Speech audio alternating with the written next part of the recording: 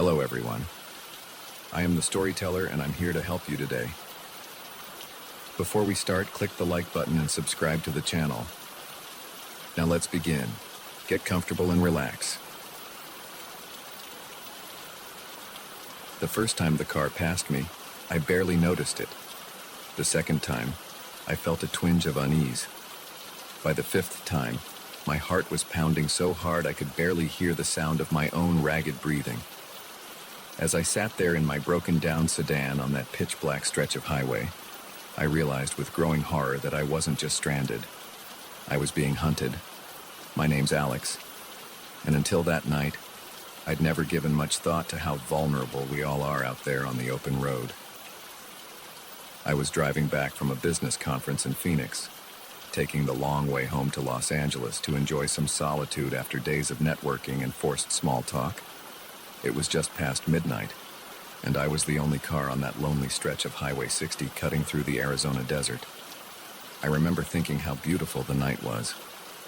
The sky was a tapestry of stars, unobscured by city lights, and a full moon bathed the desert landscape in an ethereal glow.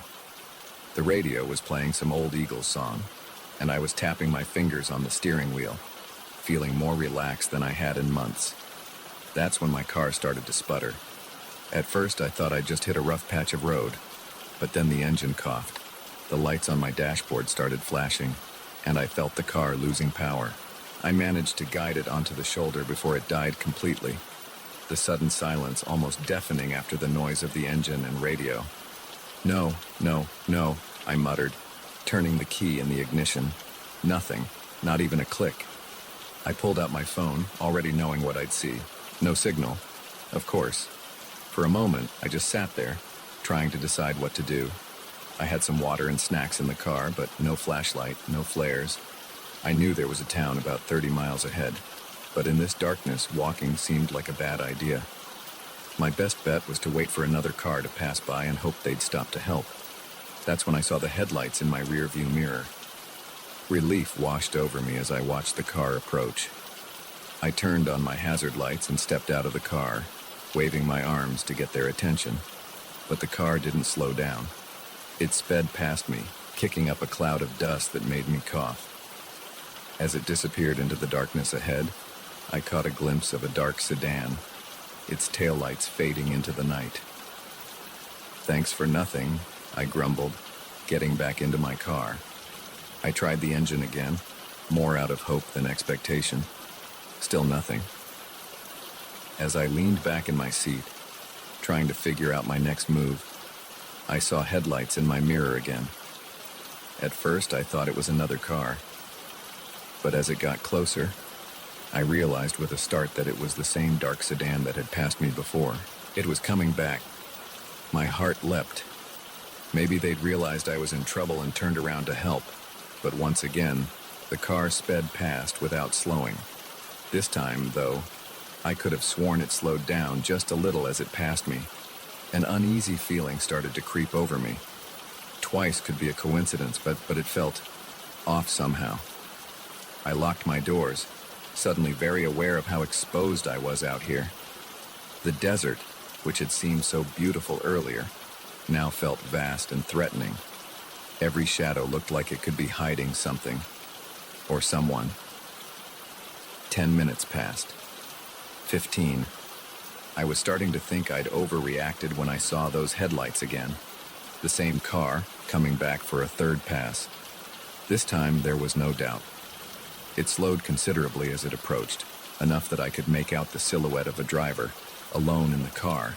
But before I could get a good look, it sped up again, disappearing into the night. My palms were sweating now, my heart racing. This wasn't normal behavior. No one drives back and forth on an empty highway in the middle of the night. Not unless they're looking for something, or someone. I tried my phone again. Still no signal. I thought about trying to flag down the next car that passed, but the idea of stepping out of my vehicle suddenly seemed terrifying. What if it was the sedan again? What if this time it stopped? The minutes crawled by, each one feeling like an hour. I jumped at every sound, the creak of the cooling engine, the whisper of wind across the desert. And all the while, I watched my mirrors, dreading the appearance of those headlights. I didn't have to wait long. For the fourth time, the sedan approached. This time, it slowed to a crawl as it passed me. I shrank down in my seat, trying to make myself as small as possible. Through the glare of the headlights, I could see the driver turning his head to look at me as he passed. In that moment, I knew with certainty that whatever was happening, it wasn't good. This person, whoever they were, had singled me out. They were toying with me, like a cat playing with a mouse before going in for the kill. As soon as the car passed, I made a decision. I had to get out of here. Even if it meant walking, it had to be safer than sitting here waiting for whatever this was to play out. I grabbed my phone and the bottle of water from the cup holder, took a deep breath, and opened my car door. The desert night was cool on my skin, the silence absolute. I started walking, keeping to the shoulder of the road, my eyes darting from the path ahead to the road behind me. I'd made it maybe half a mile when I saw the headlights again. My stomach dropped. It was coming back, faster this time. I looked around frantically for somewhere to hide, but there was nothing. Just flat desert stretching out on either side of the highway. The car was getting closer. In a panic, I threw myself down on the side of the road, pressing my body into a shallow ditch. I held my breath as the sedan approached, praying it would pass by, but it didn't. I heard the crunch of tires on gravel as it pulled onto the shoulder, right next to where I was hiding. The engine idled for a moment, then cut off. A car door opened and closed. Footsteps. Coming closer. I squeezed my eyes shut, my whole body trembling. This was it. Whatever sick game this person had been playing, it was about to end. "Hey, are you okay down there?" The voice was female, concerned. Not at all what I was expecting. I opened my eyes to see a middle-aged woman peering down at me, a flashlight in her hand. What? I stammered, too shocked to form a coherent sentence. "I saw your car back there," she said, offering me a hand. "I'm with Highway Patrol. We got a call about a broken-down vehicle, but it took me a while to find you. Are you hurt?" As she helped me up, I saw her car properly for the first time. It wasn't a dark sedan at all, but a Highway Patrol SUV. In my panic, I'd mistaken the light bar on top for an ordinary car roof. "But you kept driving past," I said, still trying to process what was happening. She nodded. "I was searching for you. Your car was empty, so I knew you must have started walking. I did a few passes to try to spot you on the road." The relief that washed over me was so intense it made my knees weak. I found myself laughing, the sound bordering on hysterical. The officer, Sarah, according to her name tag, was incredibly kind. She drove me back to my car, called a tow truck, and waited with me until it arrived. As we sat in her warm SUV, she explained that this stretch of highway was notorious for breaking down cell signals. She'd seen plenty of panicked drivers over the years. "The desert at night can play tricks on your mind," she said gently. "Isolation, darkness, unfamiliar surroundings. It's a perfect recipe for fear." As I watched my car being loaded onto the tow truck, I felt a mix of embarrassment and lingering unease. I knew Sarah was right. I'd let my imagination run wild, turning an act of kindness into a nightmare scenario. But I couldn't shake the memory of that fear, the absolute certainty that I was in danger. It's been months since that night, and I still think about it often. I've driven that stretch of highway several times since then, always in daylight, always with a full tank of gas and a charged phone. And each time, I say a silent thank you to Sarah, the highway patrol officer who unknowingly saved me from my own fears. But sometimes on dark nights when I'm driving alone, I still check my rearview mirror a little more often than necessary. Because the truth is, you never know what's out there on those long, lonely roads. And sometimes, the greatest danger isn't what's lurking in the shadows. It's the shadows our own minds create.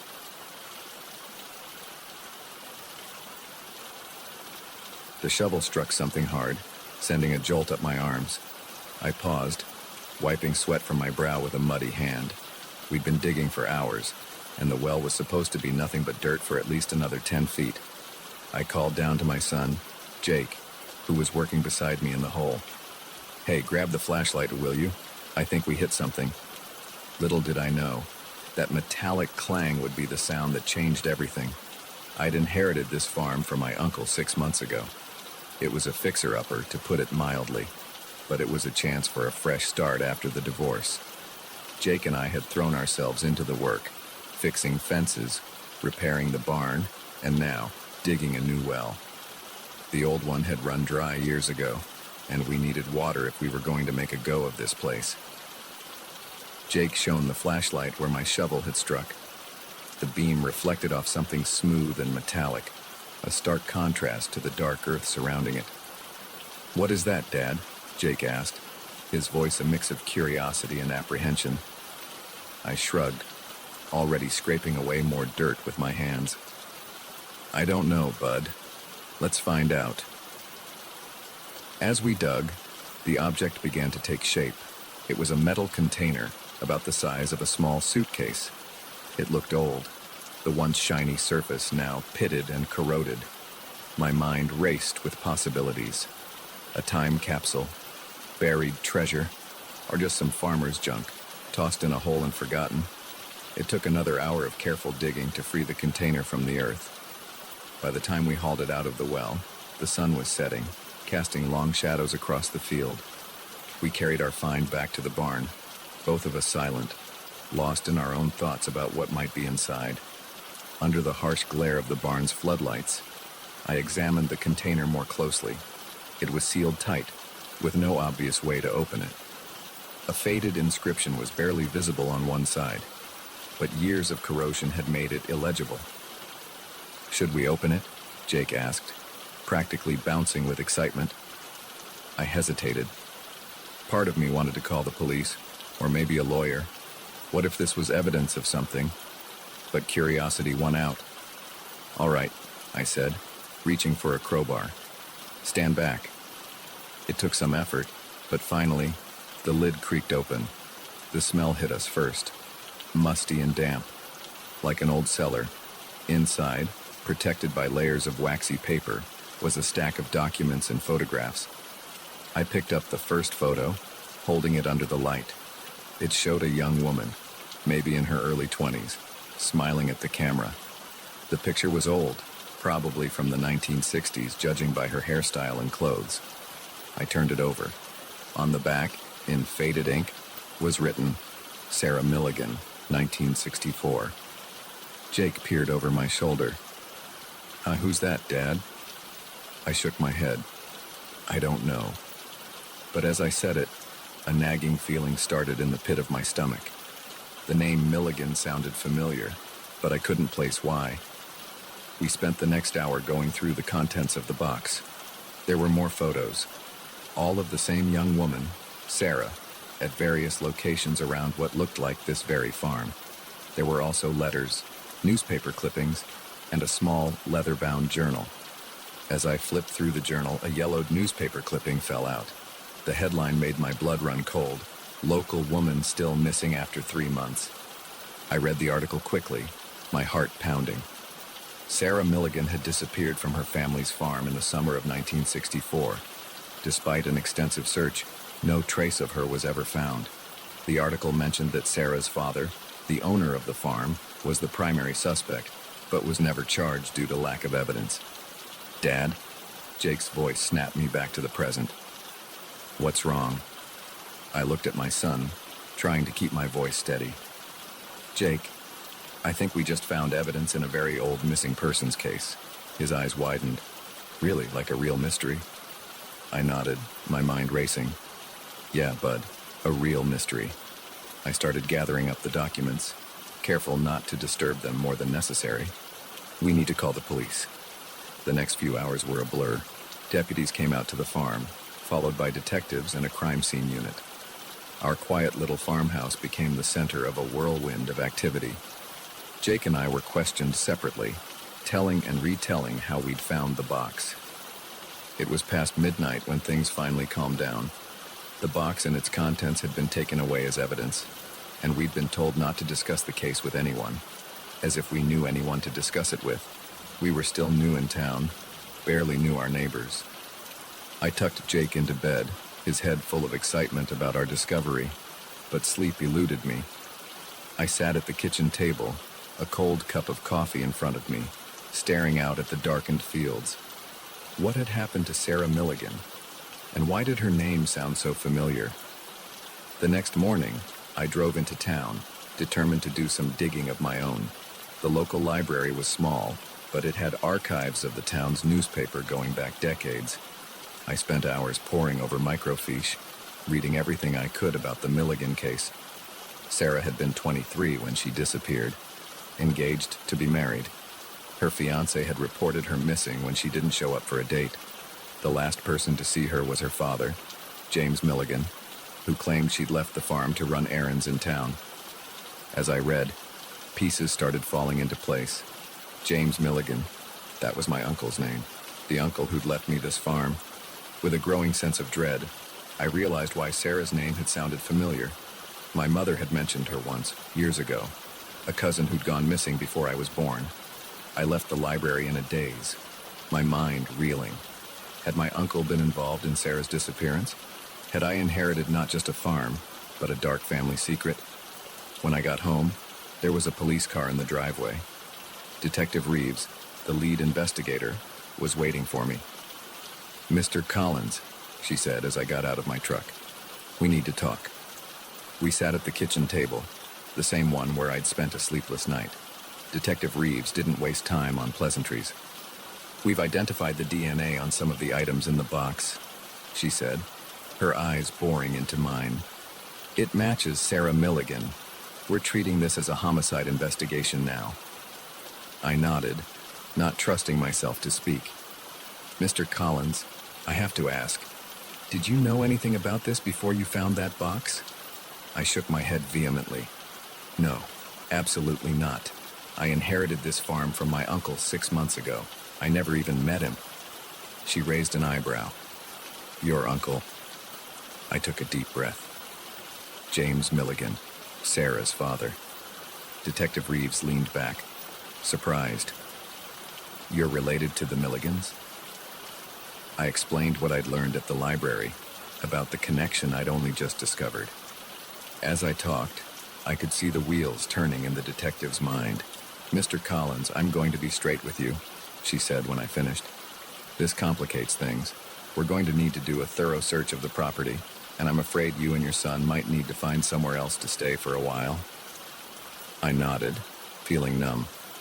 "Of course, whatever you need." The next few weeks were a nightmare. The farm became a crime scene, with police and forensic teams combing every inch of the property. Jake and I moved into a motel in town, watching from afar as our new home was torn apart in search of evidence. The story hit the local news, then went national. Suddenly, our quiet little town was overrun with reporters and true crime enthusiasts.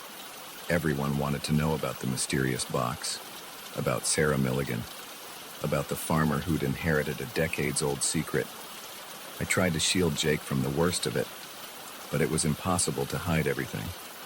He was old enough to understand the basics of what was happening, and his initial excitement about solving a mystery had given way to a more somber understanding of the reality we were facing.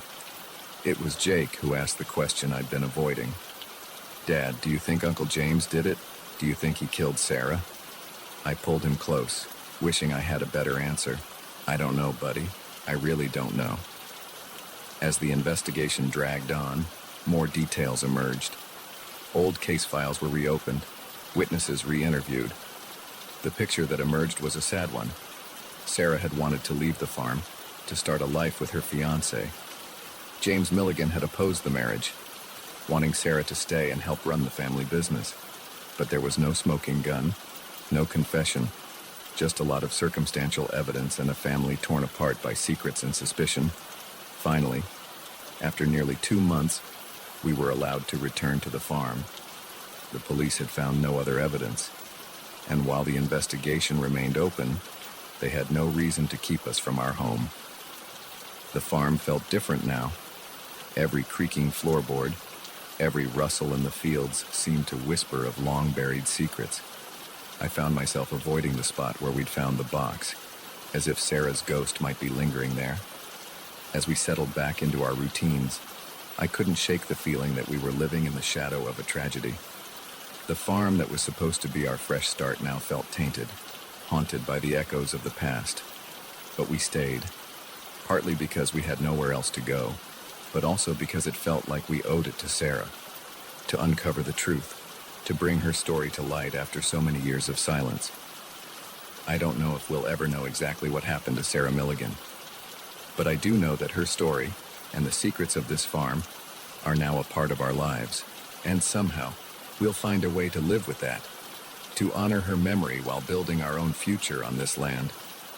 Every time I pick up a shovel now, I can't help but wonder what other secrets might be buried beneath our feet, and are some things better left undiscovered?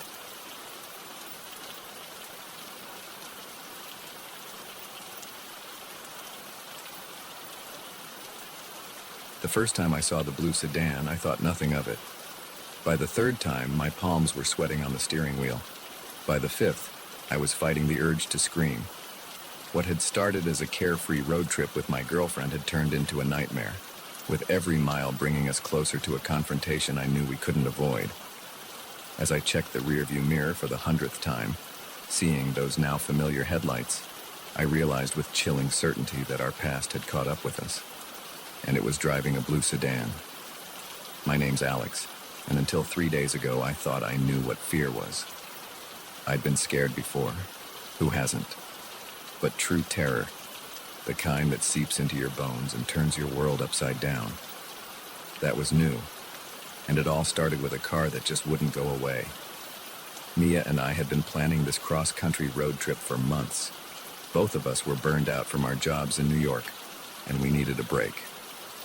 The plan was simple: drive from New York to California, taking our time, seeing the sights, and reconnecting with each other away from the stress of the city. The first 2 days were perfect. We sang along to cheesy pop songs, ate too much junk food at roadside diners, and marveled at how big and beautiful the country really was.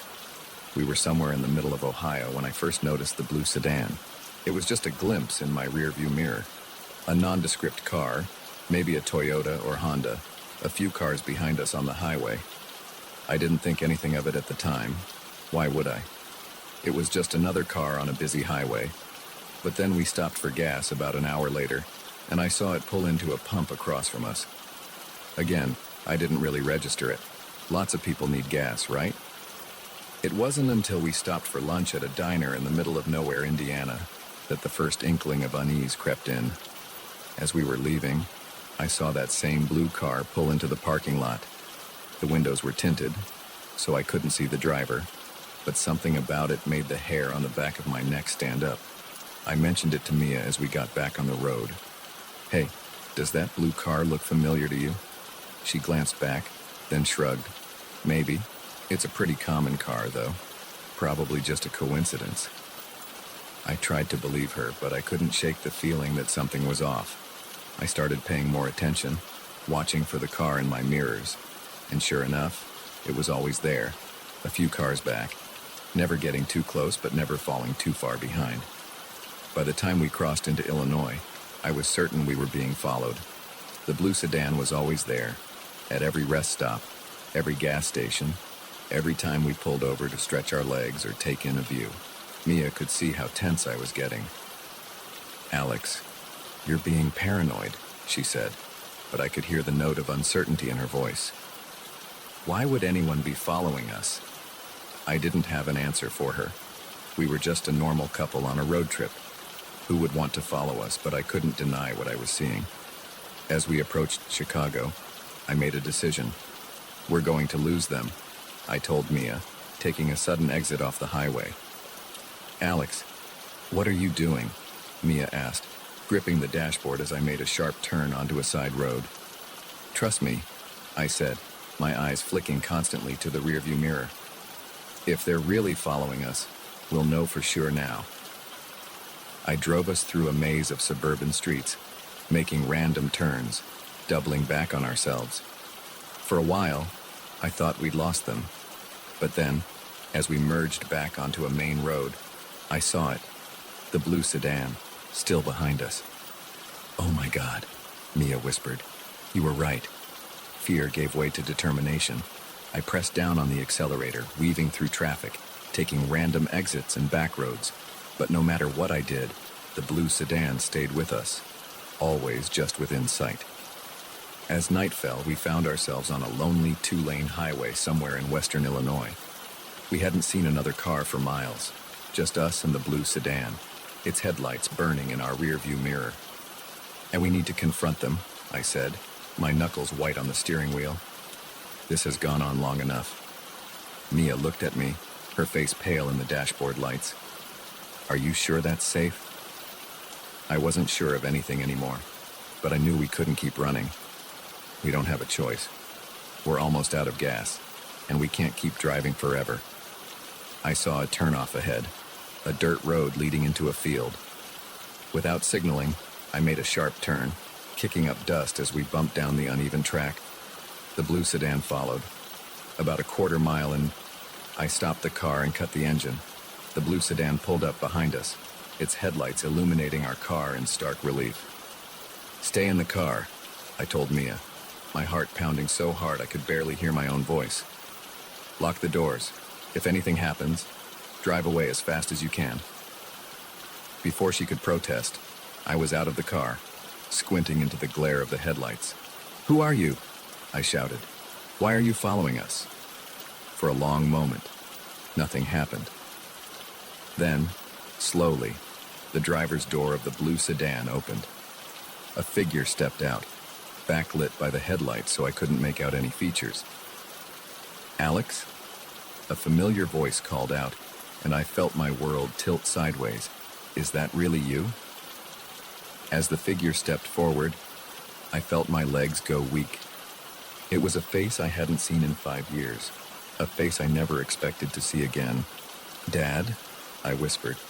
The man who had abandoned my mother and me when I was 17 stood before me, older and grayer, but unmistakably my father.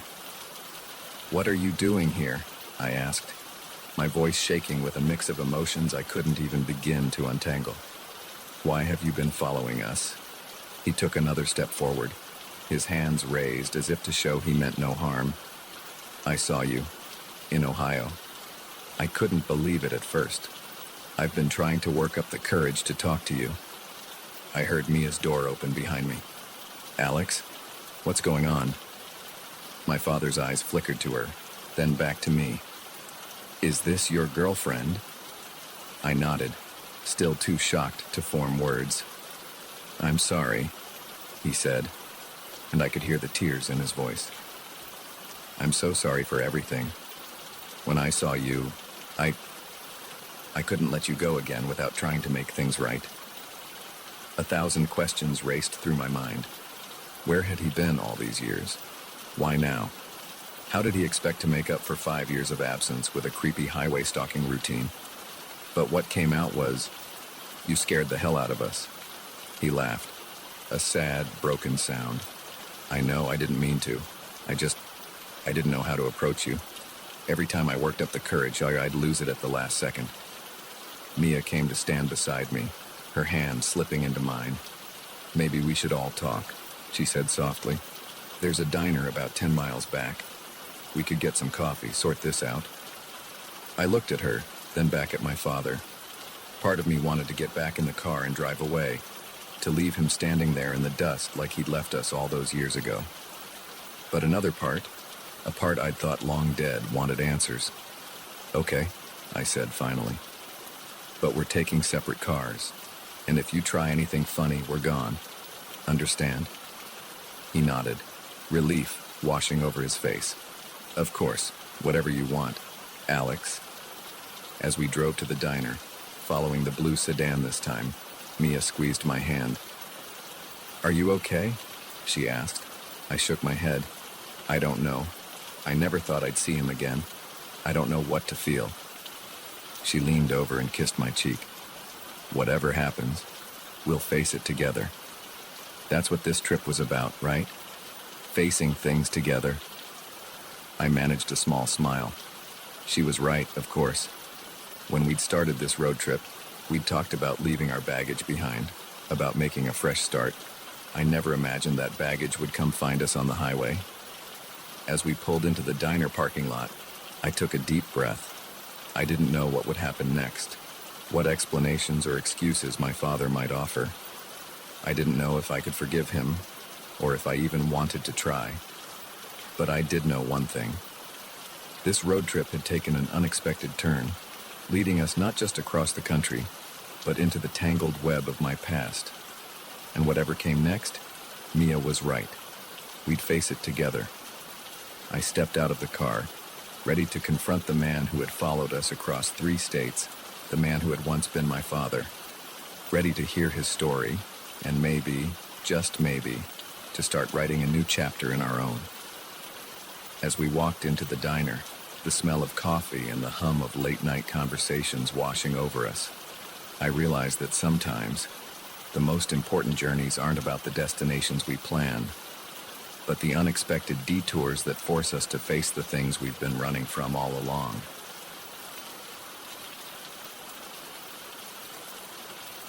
The last time I saw Eliza Thompson, she was laughing. It's an image seared into my memory, her head thrown back, long dark hair catching the golden light of the sunset, the sound of her joy carried away by the sea breeze. I didn't know then that it would be the last time I'd ever see her, that in less than 12 hours, she would vanish without a trace, leaving behind nothing but questions and a growing sense of dread that threatened to swallow us all. I'm getting ahead of myself. Let me start at the beginning. My name is Michael Chen, and I was a security officer aboard the Emerald Princess, a luxury cruise ship making its way through the Caribbean. It was my 3rd year on the job, and I thought I'd seen it all. Drunken brawls, petty theft, the occasional medical emergency, nothing I couldn't handle. But Eliza's disappearance, that was something else entirely. It started like any other day at sea. I began my shift at 6 a.m., making my rounds through the ship's corridors and public areas. Everything was quiet, most passengers still asleep in their cabins. As I passed by the ship's grand atrium, I nodded to Eliza, who was just finishing up her night shift at the reception desk. "Morning, Michael," she said, stifling a yawn. "Anything exciting planned for today?" I shrugged. "Just the usual. You should get some rest. You look beat." She laughed, gathering her things. "Oh, I will. But first, I'm going to watch the sunrise from my favorite spot on the upper deck. Want to join me?" I hesitated. I was on duty, but it was a quiet morning. "Sure, why not? I could use some fresh air." We made our way to a secluded spot on deck 16, leaning against the railing as the sky slowly lightened. Eliza closed her eyes, breathing in the salty air. "I love this," she said softly. "No matter how many cruises I work, this never gets old." I watched her out of the corner of my eye, struck by how peaceful she looked. We'd become friends over the past few months, sharing meals in the crew mess and swapping stories during our off hours. But in that moment, I realized there was still so much I didn't know about her.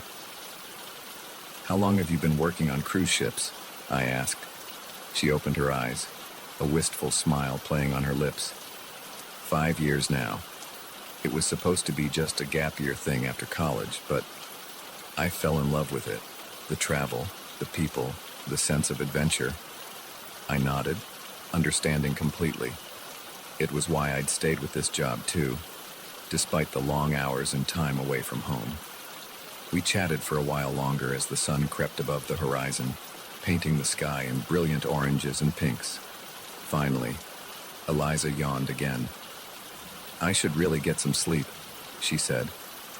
"Thanks for the company, Michael. See you later." I nodded, watching as she walked away. It was the last time I would see her alive. The rest of my shift passed uneventfully. It wasn't until that evening, during the nightly staff meeting, that I realized something was wrong. Eliza wasn't there. "Has anyone seen Thompson?" Our supervisor, Rita, asked, frowning at her clipboard. She was supposed to start her shift an hour ago. Murmurs of confusion rippled through the room. It wasn't like Eliza to be late, let alone miss a shift entirely. "I saw her this morning," I offered. "She was heading to her cabin to sleep after the night shift." Rita's frown deepened. "Can you go check on her? Make sure she's all right." I nodded, an uneasy feeling settling in my stomach as I made my way to the crew quarters. I knocked on Eliza's door, calling her name. No response. I used my master key to enter, half expecting to find her sound asleep. The cabin was empty. The bed was made, looking like it hadn't been slept in. Eliza's uniform for the evening shift was laid out neatly on a chair. Her phone was on the nightstand, its screen dark. I radioed Rita. "She's not here. The cabin looks untouched since this morning." There was a long pause before Rita responded. "Initiate search protocol. Now." The next few hours were a blur of activity. We combed every inch of the ship, from the engine room to the uppermost decks.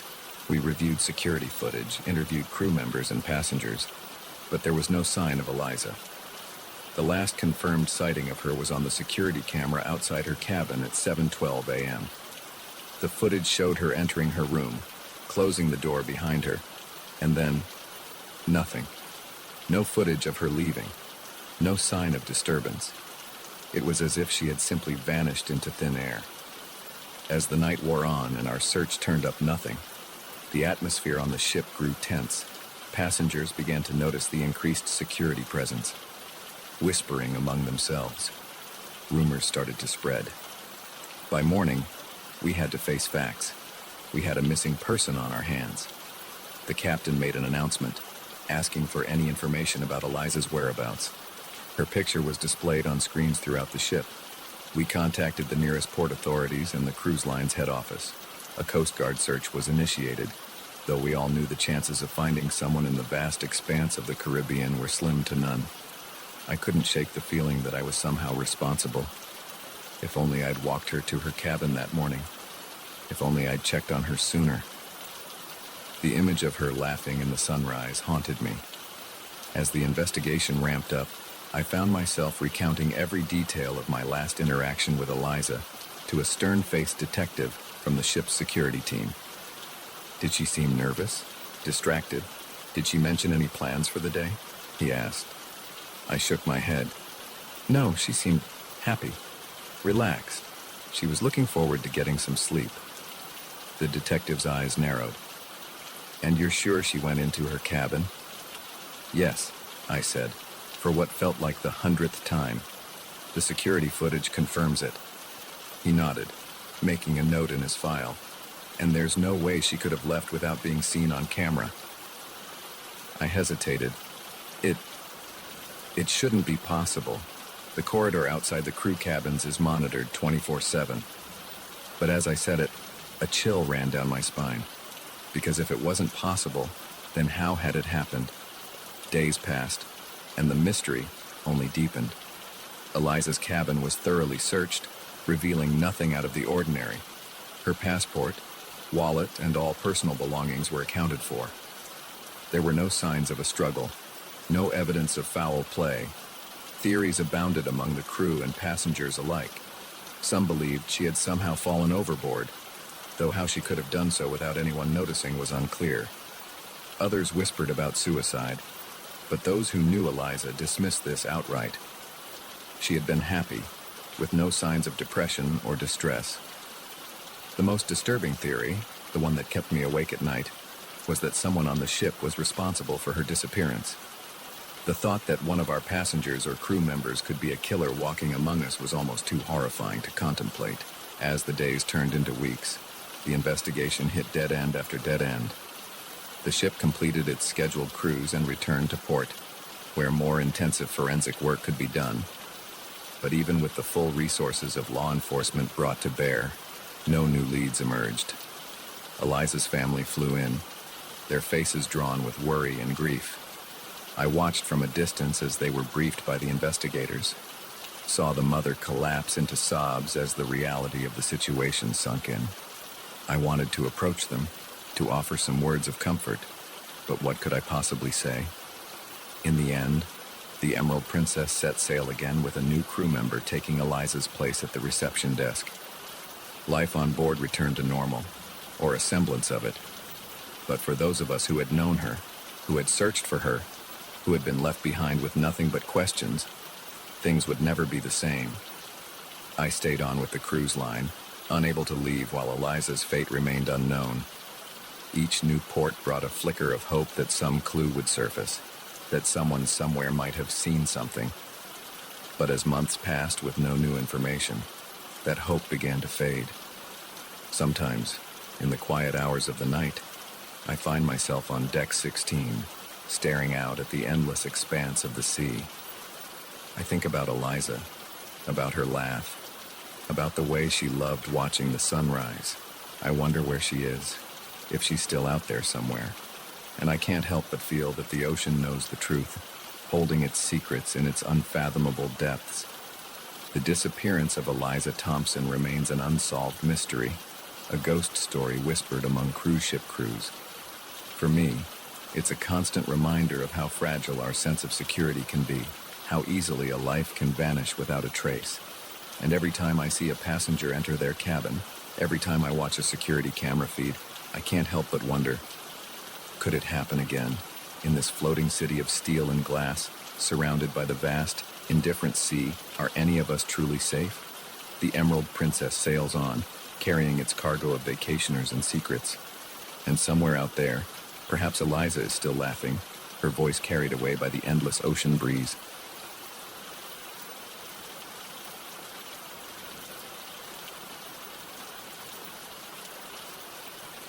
The first slash in the tent canvas was so perfect, so surgical, it almost looked deliberate. I traced my finger along the edge, feeling the frayed nylon threads. Whatever had done this wasn't just sharp, it was wickedly so. And as the fading daylight filtered through that precise cut, casting long shadows across the abandoned campsite, I couldn't shake the feeling that we'd stumbled into something far more sinister than a bear attack. My name's Alex, and I've been hiking the Appalachian Trail with my best friend Jamie T for the past month. We're experienced backpackers, used to the challenges of long-distance trekking. But nothing in our years of outdoor adventures could have prepared us for what we found in that secluded clearing, deep in the heart of the Georgia wilderness. The day had started like any other on the trail. We'd broken camp at dawn, hoping to cover a good 15 miles before nightfall. The weather was perfect, cool and crisp, with just enough breeze to keep the bugs at bay. We'd made good time, pausing only for a quick lunch and the occasional water break. It was late afternoon when Jamie spotted the first sign that something was off.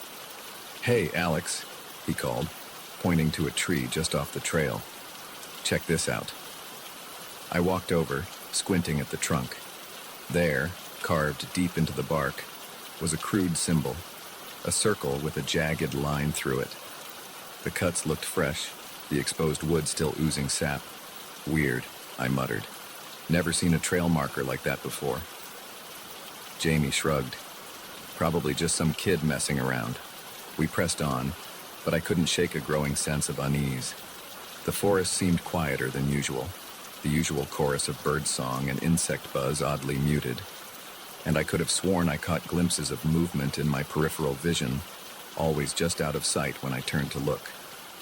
As the sun began to dip towards the horizon, we started looking for a suitable campsite. That's when we saw the clearing. It was perfect. A small, level area nestled between two rocky outcroppings, with a babbling stream nearby. But as we approached, we realized we weren't the first to discover this idyllic spot. The remains of a campsite lay before us, looking for all the world like its occupants had vanished in the middle of their stay. A tent stood in the center, its door flap open and swaying gently in the breeze. A small cooking pot sat on a makeshift fire pit, the ashes long cold. Backpacks and sleeping bags were scattered around, as if their owners had fled in a hurry. Jamie and I exchanged glances. This wasn't normal. Even the messiest campers usually packed up before moving on. "Hello?" Jamie called out. "Anyone here?" His voice echoed through the clearing. met only by the soft gurgle of the stream and the rustle of leaves overhead. We approached cautiously. That's when I noticed the first slash in the tent, and then another, and another. The entire structure was riddled with them, each cut precise and deliberate. What the hell? I breathed, peering inside the ruined shelter. The interior was a mess. Sleeping bags were shredded, clothes strewn about. A flashlight lay on its side, its beam creating eerie shadows as it illuminated a small notebook. I picked it up, flipping it open to the last entry. The handwriting was shaky, almost frantic. Day 3. It's still out there. We can hear it moving around the camp at night. The others think I'm crazy, but I know what I saw. It's not a bear. It's not anything natural. God help us if it gets in. I showed the notebook to Jamie, watching as the color drained from his face. We should go, he said, his voice barely above a whisper. Now. But as I turned to leave, something caught my eye. There, half hidden beneath a torn sleeping bag, was a camera. My hands shook as I picked it up, praying the battery wasn't dead. It wasn't. The screen flickered to life, showing the last image taken. My heart nearly stopped. The photo was dark, clearly taken at night. But there, just at the edge of the frame, illuminated by the flash, was something. A shape that was almost human, but not quite. Long, spindly limbs. A face that was more shadow than substance, and eyes that reflected the camera's flash like a cat's, but far larger. I dropped the camera, stumbling backwards. We need to leave. Now. But as I turned, I realized with horror that the sun had nearly set. The forest around us was deepening into twilight, shadows lengthening and merging into an impenetrable gloom. Jamie was already gathering his pack. We can make it back to the trail if we hurry, he said, his voice tense. We'll hike through the night if we have to. I nodded, snatching up my own backpack. But as I turned to go, a glint of metal caught my eye. There, half buried in the soft earth near the fire pit, was a small silver locket. Without thinking, I scooped it up and shoved it in my pocket.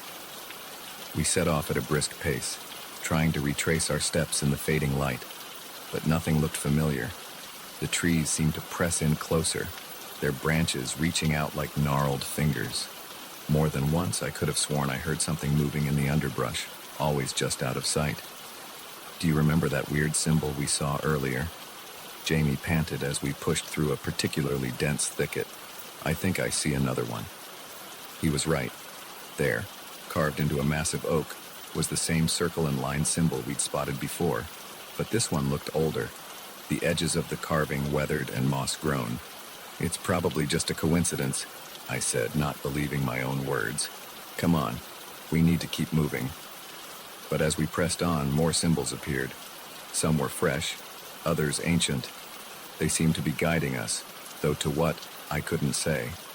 The darkness was nearly complete now, our headlamps creating small islands of light in a sea of blackness. The forest had gone completely silent, save for the crunch of our boots on fallen leaves and the increasingly ragged sound of our breathing. That's when we heard it. A low, guttural sound, somewhere between a growl and a moan. It seemed to come from everywhere and nowhere at once. Jamie froze. What was that? I shook my head, unable to speak. Every instinct screamed at me to run, but I knew that panicking now would only get us more lost. We pushed on, moving as quietly as we could, but the sounds continued, growing closer. Branches snapped behind us.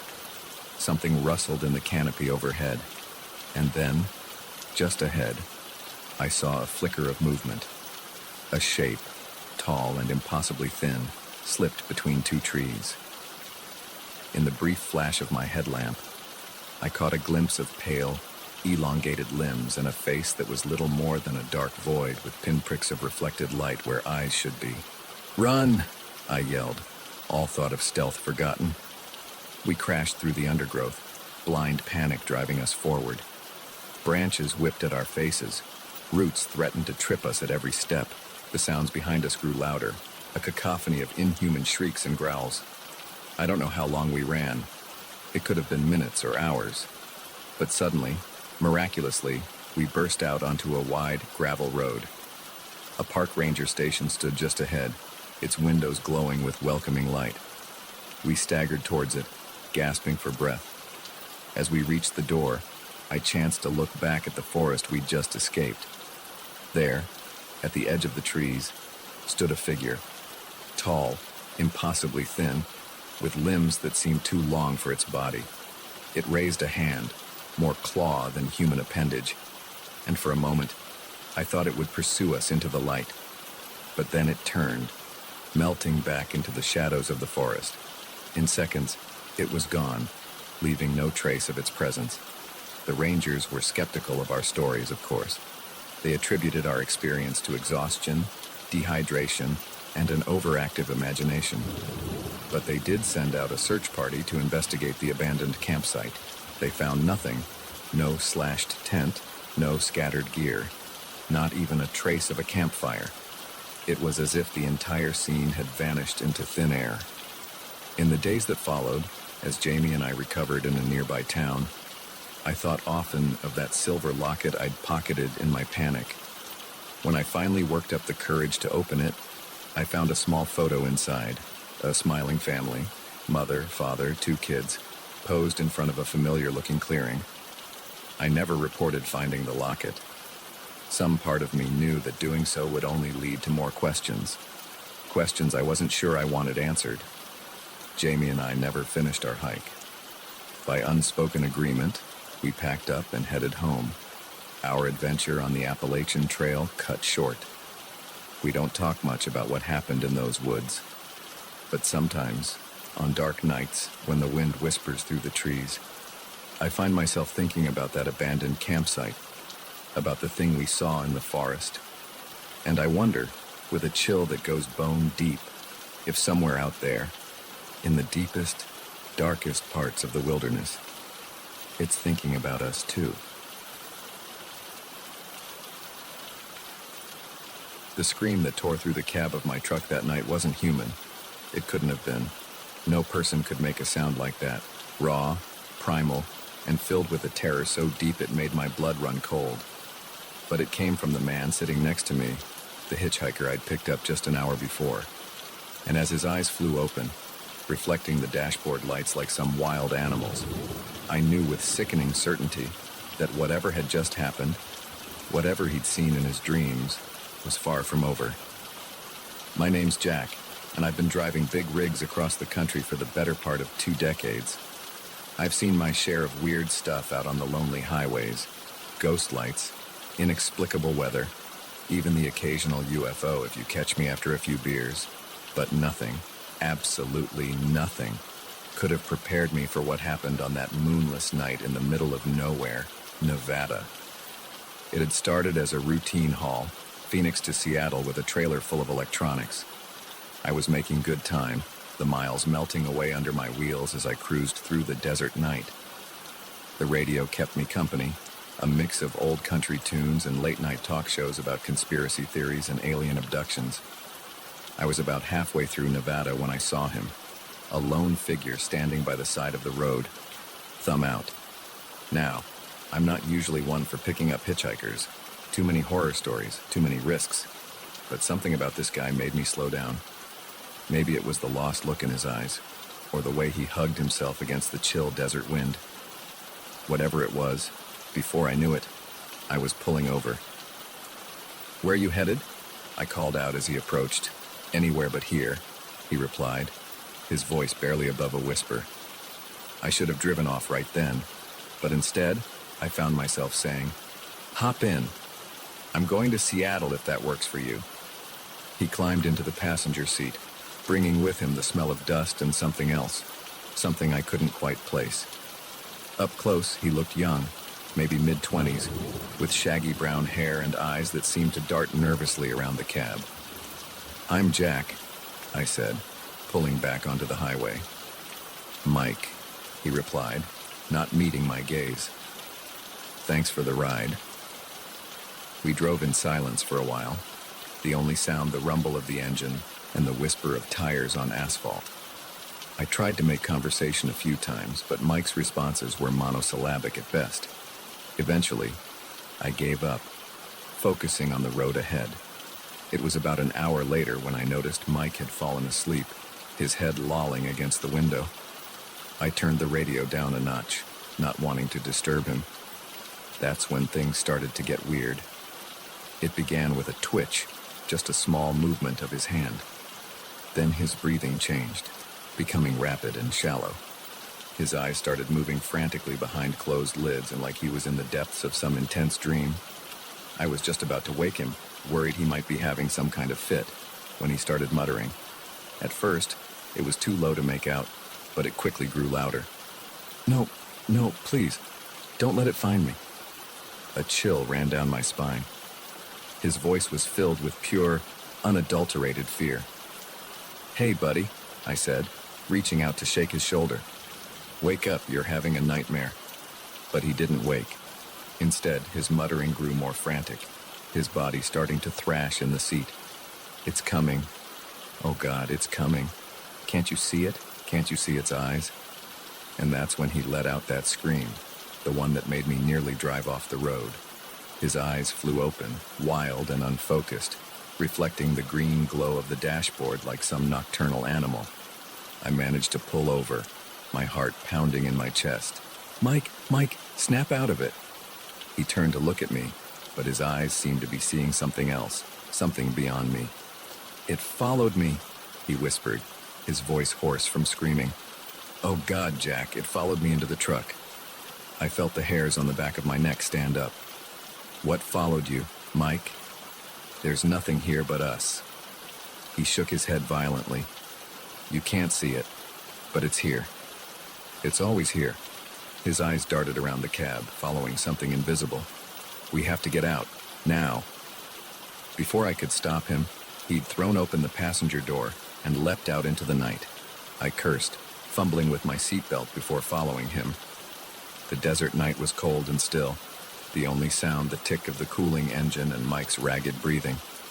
He stood a few feet from the truck, arms wrapped around himself, shaking like a leaf. "Mike," I said, approaching him slowly like you would a spooked animal. "What's going on? What do you think is following you?" He turned to me, his face pale in the truck's headlights. "I don't know what it is, but it's been after me for days, ever since I found that thing in the desert." "What thing?" I asked, a sick feeling growing in my gut.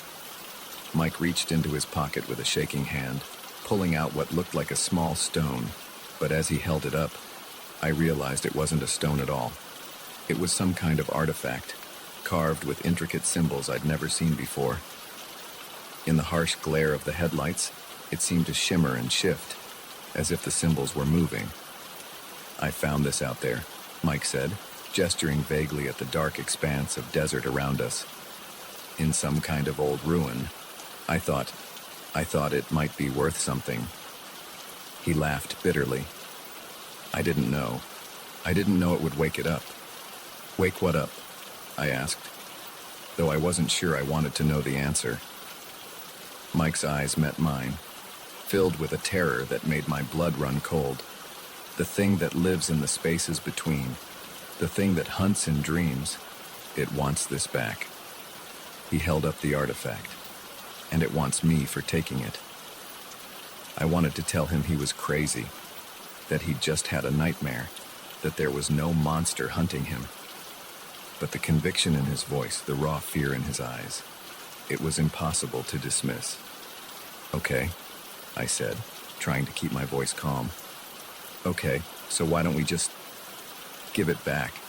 Throw that thing away and be done with it." Mike shook his head frantically. "I've tried. It doesn't work like that. It's like it's attached to me now. The only way to get rid of it is to pass it on to someone else, to make them take it." A chill ran down my spine as I realized what he was saying. "That's why you were hitchhiking. You were trying to give it to someone else." He nodded, tears streaming down his face. "I'm sorry. I'm so sorry. I didn't want to, but I can't take it anymore. The dreams, The visions, it's driving me insane. I took a step back, suddenly very aware of how isolated we were out here in the desert night. Mike, I can't. I won't take that thing. Please, he begged, holding out the artifact. Please, I can't do this anymore. Just take it. You'll see, you'll understand. For a moment, I was tempted. The artifact seemed to call to me, the symbols swirling in a mesmerizing dance. But then I shook my head, snapping out of it. No, I said firmly. I won't do it, Mike, but I'll help you. We'll figure this out together, okay? There's got to be a way to get rid of that thing without passing it on. Mike stared at me for a long moment, his expression unreadable. Then, slowly, he nodded. Okay, he whispered. Okay, we'll try. We got back in the truck, the artifact safely wrapped in a cloth and stowed in the glove compartment. As we pulled back onto the highway, I couldn't shake the feeling that something had changed. The night seemed darker, the shadows deeper, and more than once, I could have sworn I saw something moving just at the edge of my headlights, something tall and thin with too many limbs. I don't know what happened to Mike after I dropped him off in Reno. He said he was going to find an expert, someone who could help him get rid of the artifact for good. I gave him my number, made him promise to call and let me know he was okay. It's been 3 months and I haven't heard from him. Sometimes on long night drives through the desert, I find myself scanning the side of the road, half expecting to see him standing there, thumb out. And sometimes, in the moments between sleeping and waking, I see shapes in the shadows of my room. Tall, twisted shapes with too many eyes. I tell myself it's just my imagination, just the lingering effects of that strange night. But deep down, I know the truth. Whatever was hunting Mike that night, whatever lived in his dreams, it's out there still, waiting, watching. And sometimes, when the night is darkest and the road stretches endlessly before me, I can't shake the feeling that it's watching me too.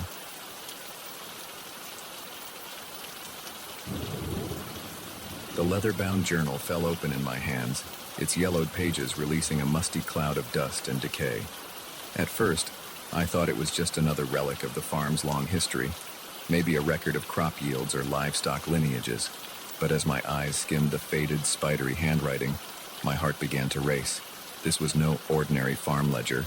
The words human subject and genetic manipulation leapt out at me, and I realized with growing horror that I'd stumbled upon something far darker than I could have imagined. Little did I know, this discovery would plunge me into a nightmare that would make me question everything I thought I knew about the quiet, rural world around me.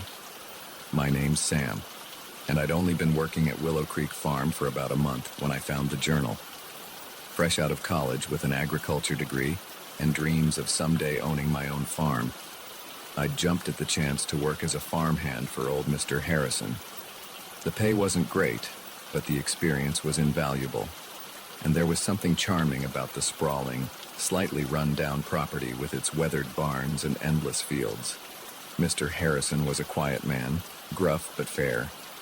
He lived alone in the big farmhouse, his wife long dead, and his children moved away to the city.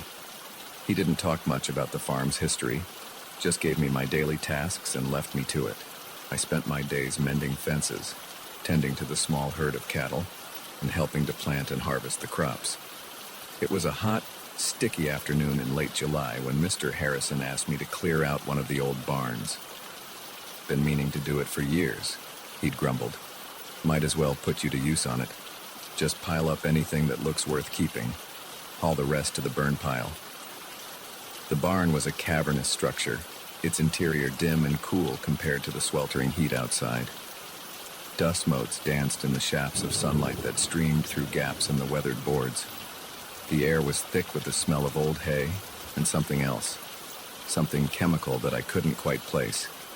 I started in one corner, sorting through piles of rusted farm equipment, moldering sacks of feed, and broken furniture. It was monotonous work, and my mind wandered as I hauled item after item to the growing pile outside. That's when I noticed the loose floorboard.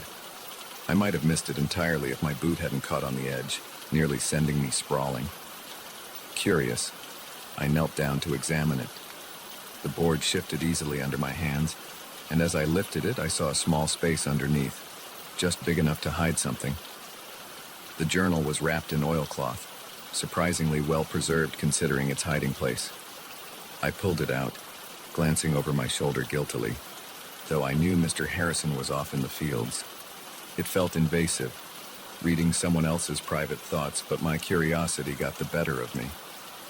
As I began to read, that curiosity quickly turned to confusion, then to horror.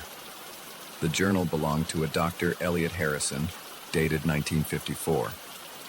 Mr. Harrison's father, I realized. But this was no ordinary farmer. The pages detailed complex scientific experiments far beyond anything I'd learned in my agriculture courses.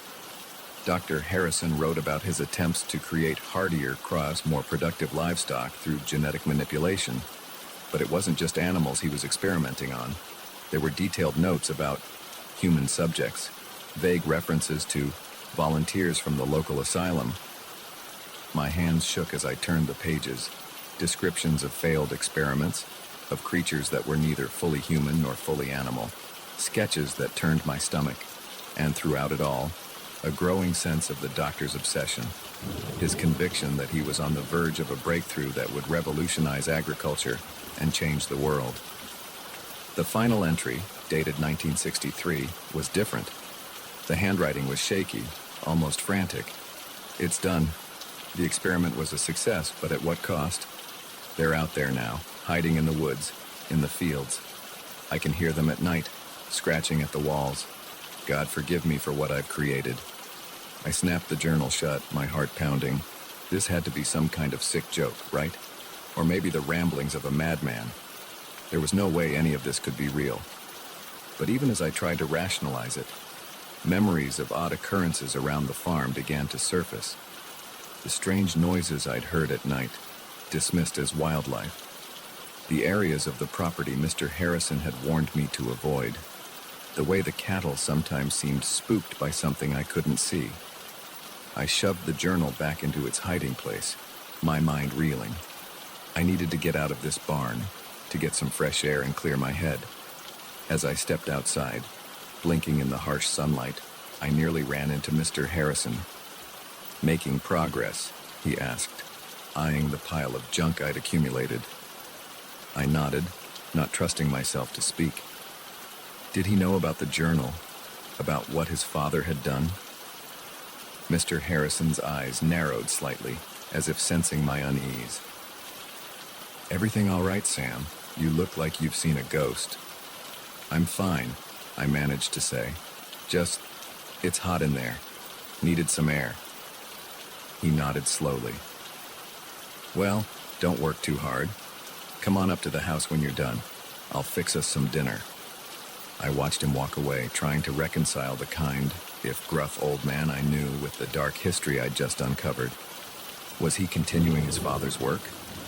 Or was he just as much a victim of it as anyone else? That night, as I lay in bed in the small apartment above the garage that Mr. Harrison had given me, I couldn't sleep. Every creak of the old building, every rustle from the fields outside, set my nerves on edge. I kept thinking about the journal, about the creatures Dr. Harrison had written about. Were they still out there, after all these years? A sudden noise outside my window made me bolt upright. It was a strange, guttural sound, unlike anything I'd ever heard before. My heart pounding, I crept to the window and peered out into the darkness. At first I saw nothing, but then movement caught my eye. Something was moving in the field beyond the barn. Something large, and definitely not a cow. Its movements were jerky, unnatural, and then it turned, and I caught a glimpse of its face in the moonlight. I stumbled back from the window, biting back a scream.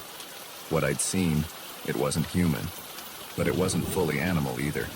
It was something in between, something that should not exist. I spent the rest of the night huddled in my bed, every muscle tense. listening to the sounds of movement outside. When dawn finally broke, I was exhausted but relieved. Surely, in the light of day, everything would make sense again. But as the days passed, strange occurrences began to multiply. Tools would go missing, only to turn up in odd places. The cattle grew increasingly agitated, especially at night, and more than once I caught Mr. Harrison staring off into the woods with a troubled expression. I thought about leaving, about packing up my things and getting as far away from Willow Creek Farm as I could. But something held me back. Curiosity, maybe, or a sense of responsibility. Whatever Dr. Harrison had done, whatever he'd created, it was still out there. And maybe, just maybe, there was something I could do about it. I began my own investigations, carefully at first. I reread the journal, making notes, trying to understand the science behind Dr. Harrison's experiments. I explored the far reaches of the property, areas Mr. Harrison had told me to avoid, looking for signs of the creatures. And slowly, I started to piece together the truth.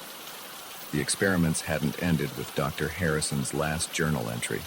They'd continued, passed down from father to son. Mr. Harrison wasn't just aware of what his father had done. He was trying to fix it. It all came to a head one stormy night in late August. I was awakened by the sound of breaking glass and Mr. Harrison's shouts. I raced to the farmhouse, rain lashing at my face, to find the front door splintered and hanging off its hinges. Inside, the scene was chaos. Furniture overturned, claw marks scoring the walls. And there, in the center of the living room, stood Mr. Harrison, facing off against a creature that defied description, part human, part animal. Its body a patchwork of mismatched parts, its eyes glowing with an unnatural intelligence. "Sam!" Mr. Harrison yelled when he saw me. "The syringe! On the mantel!" I saw it then, a large syringe filled with a glowing blue liquid. Without thinking, I grabbed it and tossed it to Mr. Harrison. In one smooth motion, he caught it and plunged it into the creature's neck. The thing let out a howl that made my blood run cold. It thrashed wildly for a moment, then collapsed to the floor, its body seeming to melt and reform before my eyes. In moments, all that was left was an unconscious, very human-looking man. Mr. Harrison sank to his knees, his face a mask of exhaustion and relief. "It's over," he murmured. "It's finally over." In the days that followed, Mr. Harrison told me everything. How his father's experiments had created a handful of hybrid creatures, how they'd hidden in the woods for decades, occasionally venturing out to terrorize the farm, how he'd spent his life trying to find a cure, a way to reverse what his father had done. The man we'd captured that night was the last of them. With him cured, the long nightmare was finally over. But the weight of it, the dark legacy of Willow Creek Farm, would stay with me forever. I still worked the farm with Mr. Harrison. We never spoke of that night to anyone else. Who would believe us? But sometimes, on quiet nights when the wind whispers through the cornfields, I find myself scanning the tree line, wondering if we truly found them all. And I can't help but think about the thin line between scientific progress and playing God, and how easy it is to cross that line with the best of intentions. The secrets of Willow Creek Farm are buried now, as they should be. But the lessons about responsibility, about the unforeseen consequences of our actions, those will stay with me always. And I'll never look at a quiet, rural farm quite the same way again. The footprints ended abruptly in the middle of the field, as if their owner had simply vanished into thin air.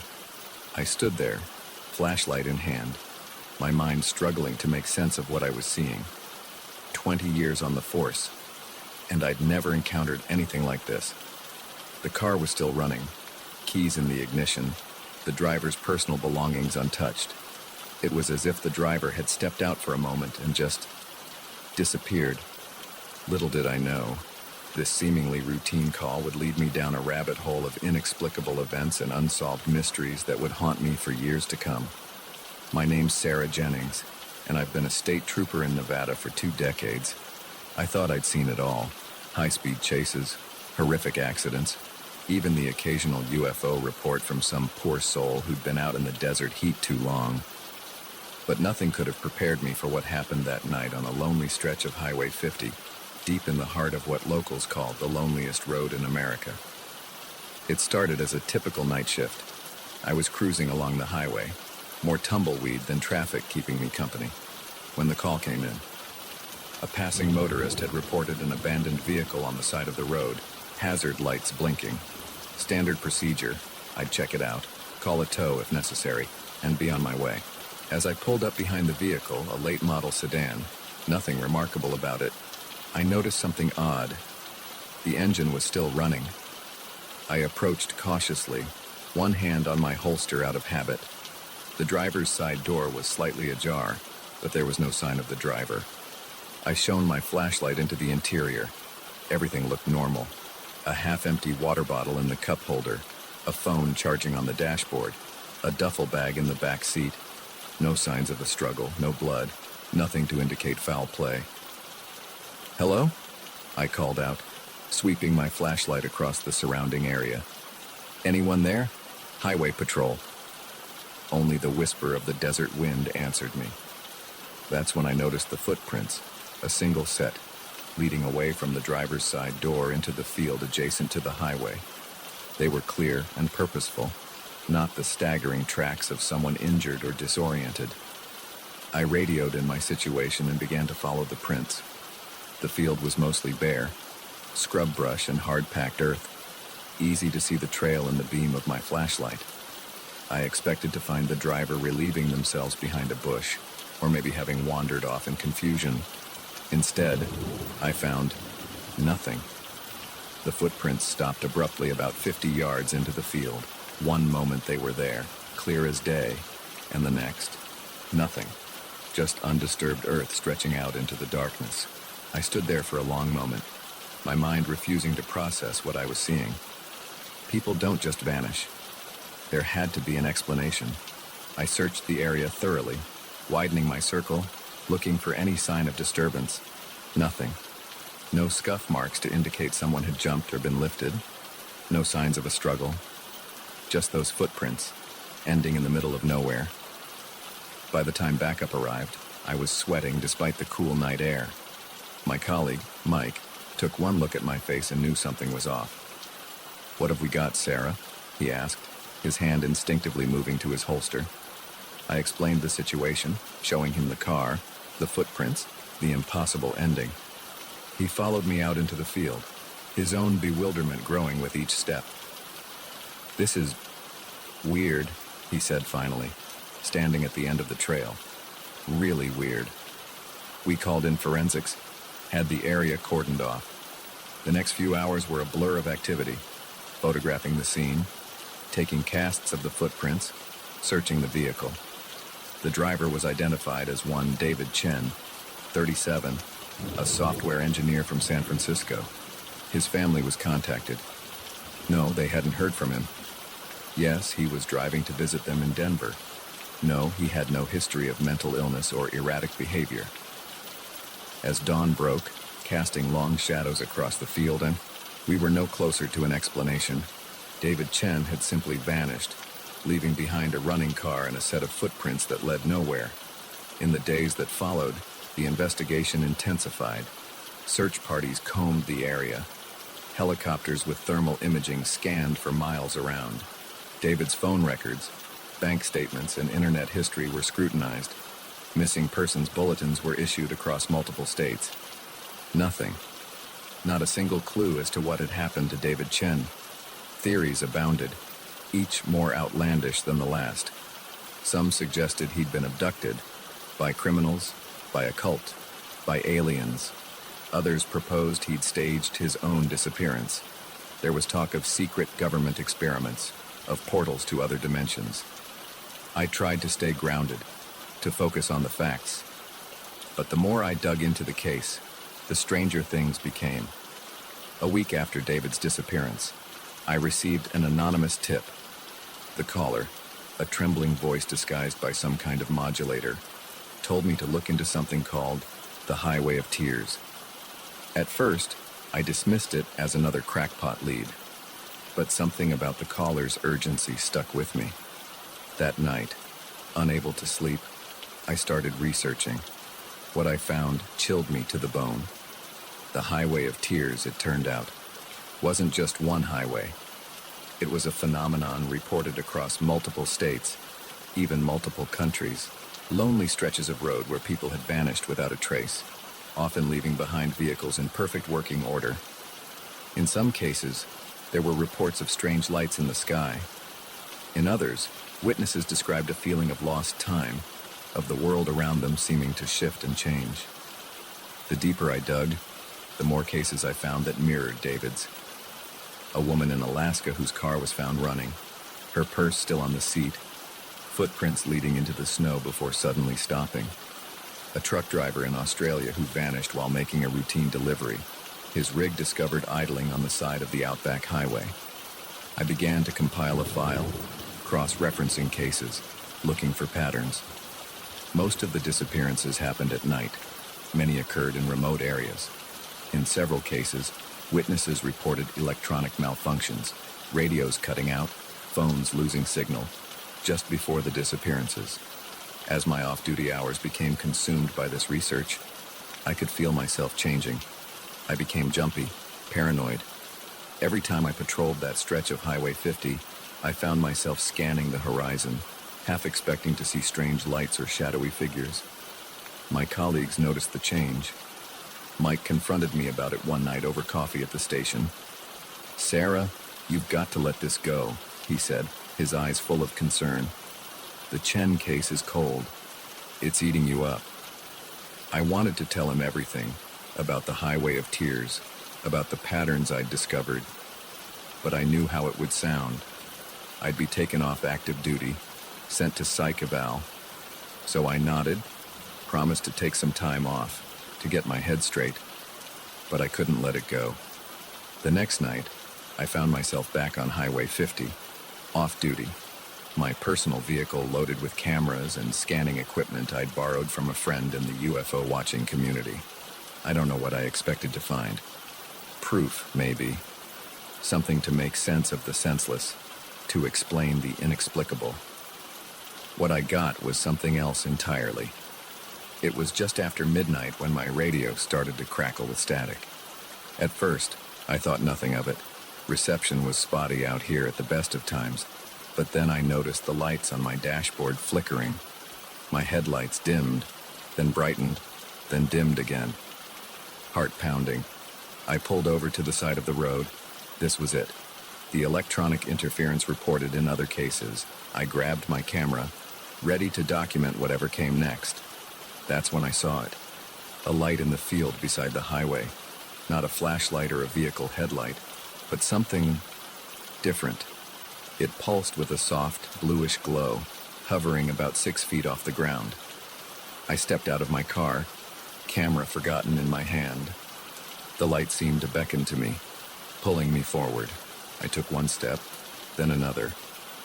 Somewhere in the back of my mind, a voice was screaming at me to stop, to get back in the car, to drive away as fast as I could. But it was drowned out by an overwhelming sense of curiosity, of longing. I had to know what the light was, had to understand. I don't know how long I walked. Time seemed to lose all meaning. The light stayed just ahead of me, always just out of reach. I was vaguely aware of my feet moving, of the brush scraping against my legs. And then, suddenly, the light was gone. I blinked, disoriented, the spell broken. I found myself standing in the middle of the field, no idea how far I'd come. I turned back toward the highway, expecting to see my car's headlights.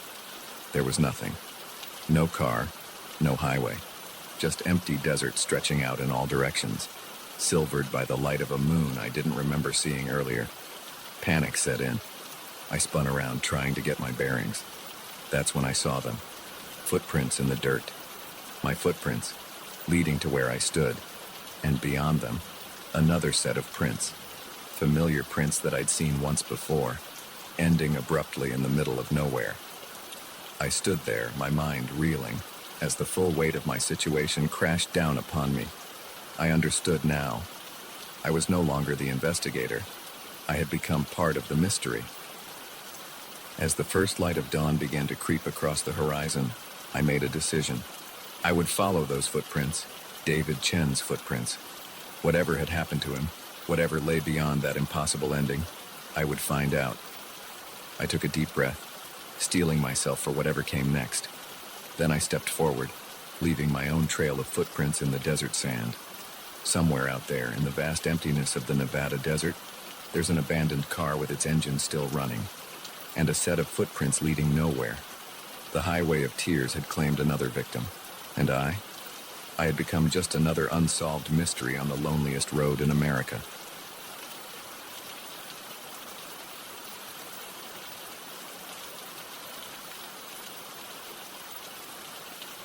The first footprint appeared like a phantom in the morning dew, its shape unmistakably human yet far too large to belong to any of us.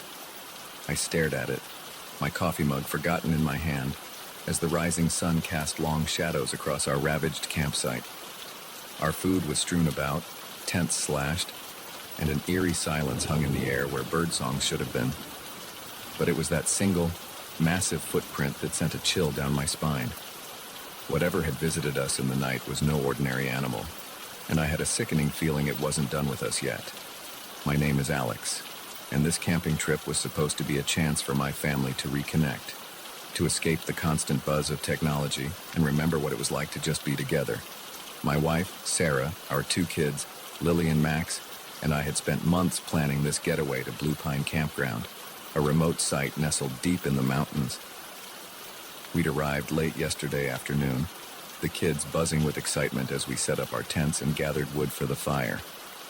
As the sun set, we roasted marshmallows and told ghost stories, our laughter echoing through the trees. It felt perfect, like we'd finally found a way to pause the hectic pace of our lives and just breathe.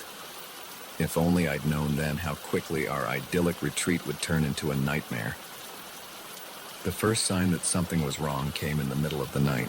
I woke to the sound of rustling outside our tent, far too loud to be a raccoon or any of the small wildlife we'd been warned about. Grabbing my flashlight, I unzipped the tent flap and peered out. The beam of light caught a flash of movement at the edge of our campsite.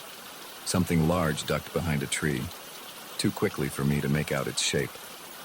Heart pounding, I zipped the tent back up and lay awake for hours, listening to the sounds of something large moving around our camp. When morning came, the full extent of the intrusion became clear. Our cooler had been upended, its contents scattered across the ground. Claw marks scored the sides of our tents, and there, in a patch of bare earth, was that enormous footprint. "Alex, what's going on?" Sarah's voice snapped me out of my daze. She stood in the entrance of our tent, her eyes widening as she took in the scene. I tried to keep my voice calm for her sake. "Looks like we had a visitor last night. Probably a bear." But even as I said it, I knew it wasn't true. Bears didn't leave footprints like that. As Sarah woke the kids and we began to clean up the mess, I couldn't shake the feeling that we were being watched. The forest around us seemed too quiet, the shadows between the trees too deep. "Dad, can we go home now?" Lily asked, her voice small and frightened as she clutched her stuffed rabbit.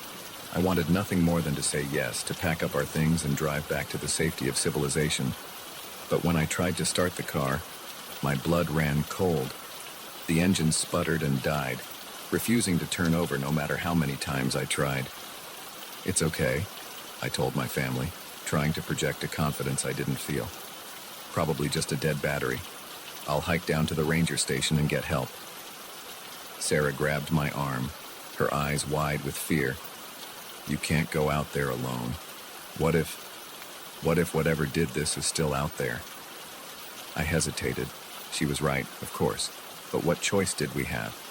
In the end, we decided to stick together. We packed some supplies and started down the trail towards the ranger station. It was only 5 miles, an easy hike under normal circumstances. But with every snapping twig and rustle in the underbrush, our nerves frayed a little more. We were about halfway there when Max spotted it. Another footprint, This one pressed into a patch of mud beside the trail. It was even larger than the first, and fresher.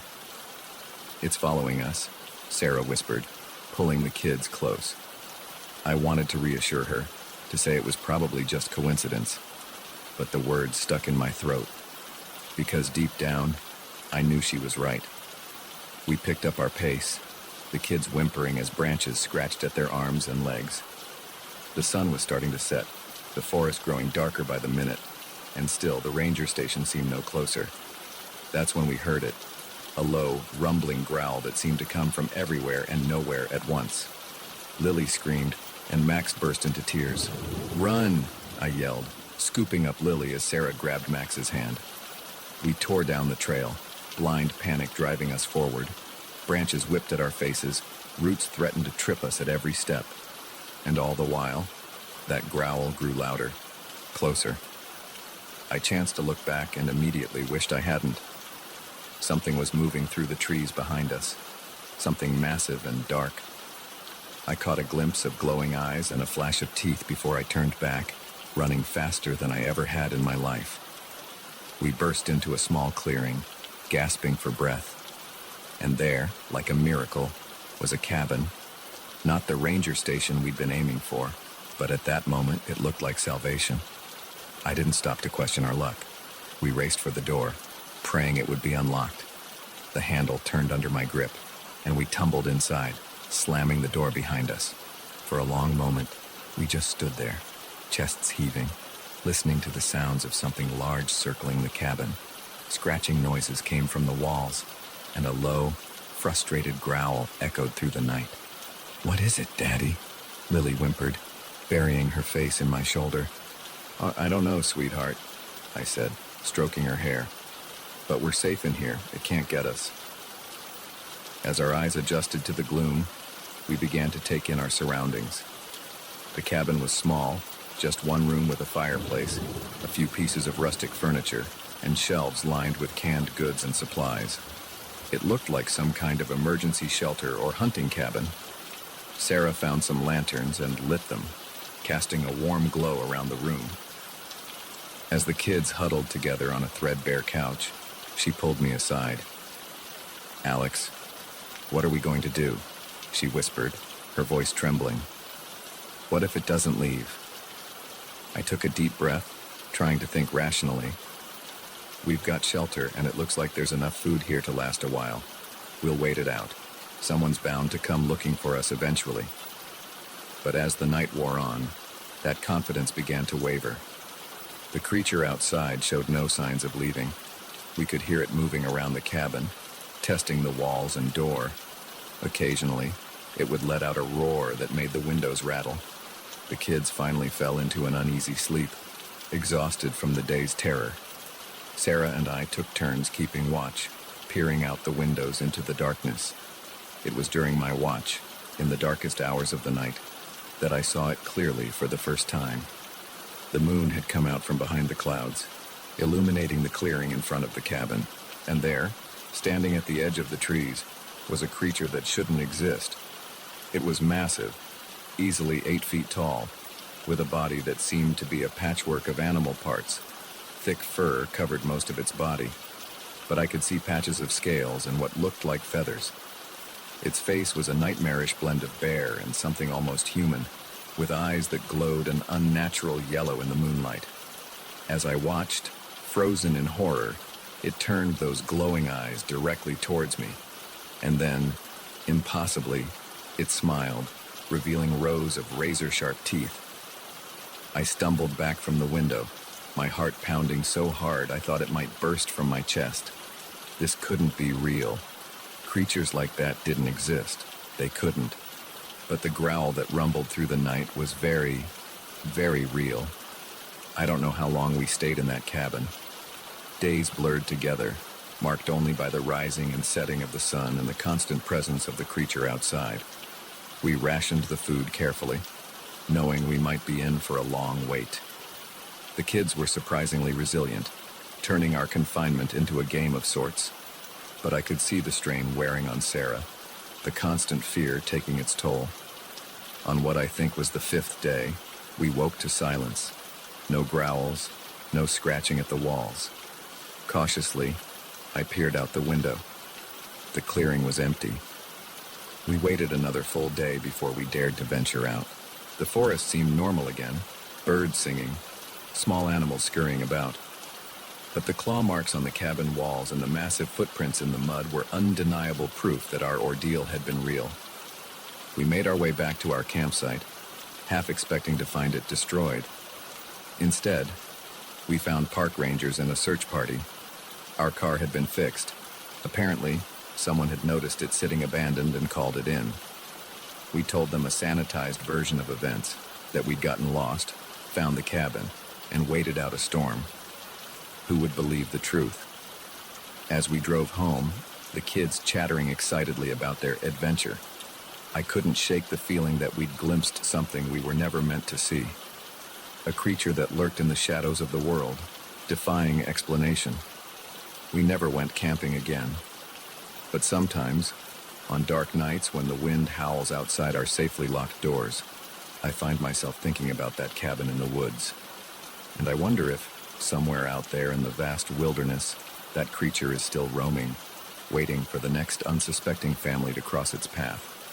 The wilderness holds secrets, ancient and terrifying, and sometimes those secrets have teeth and claws. The first thing I noticed was the silence. On a cruise ship carrying over 3,000 passengers and 1,500 crew members, silence is never a good sign. I stood in the middle of the Lido deck, where just hours ago families had been splashing in the pool and music had been blaring from the speakers. Now, there was nothing but the gentle lapping of waves against the hull and the distant hum of engines. As I turned in a slow circle, taking in the abandoned lounge chairs and half-empty cocktails, a chill ran down my spine.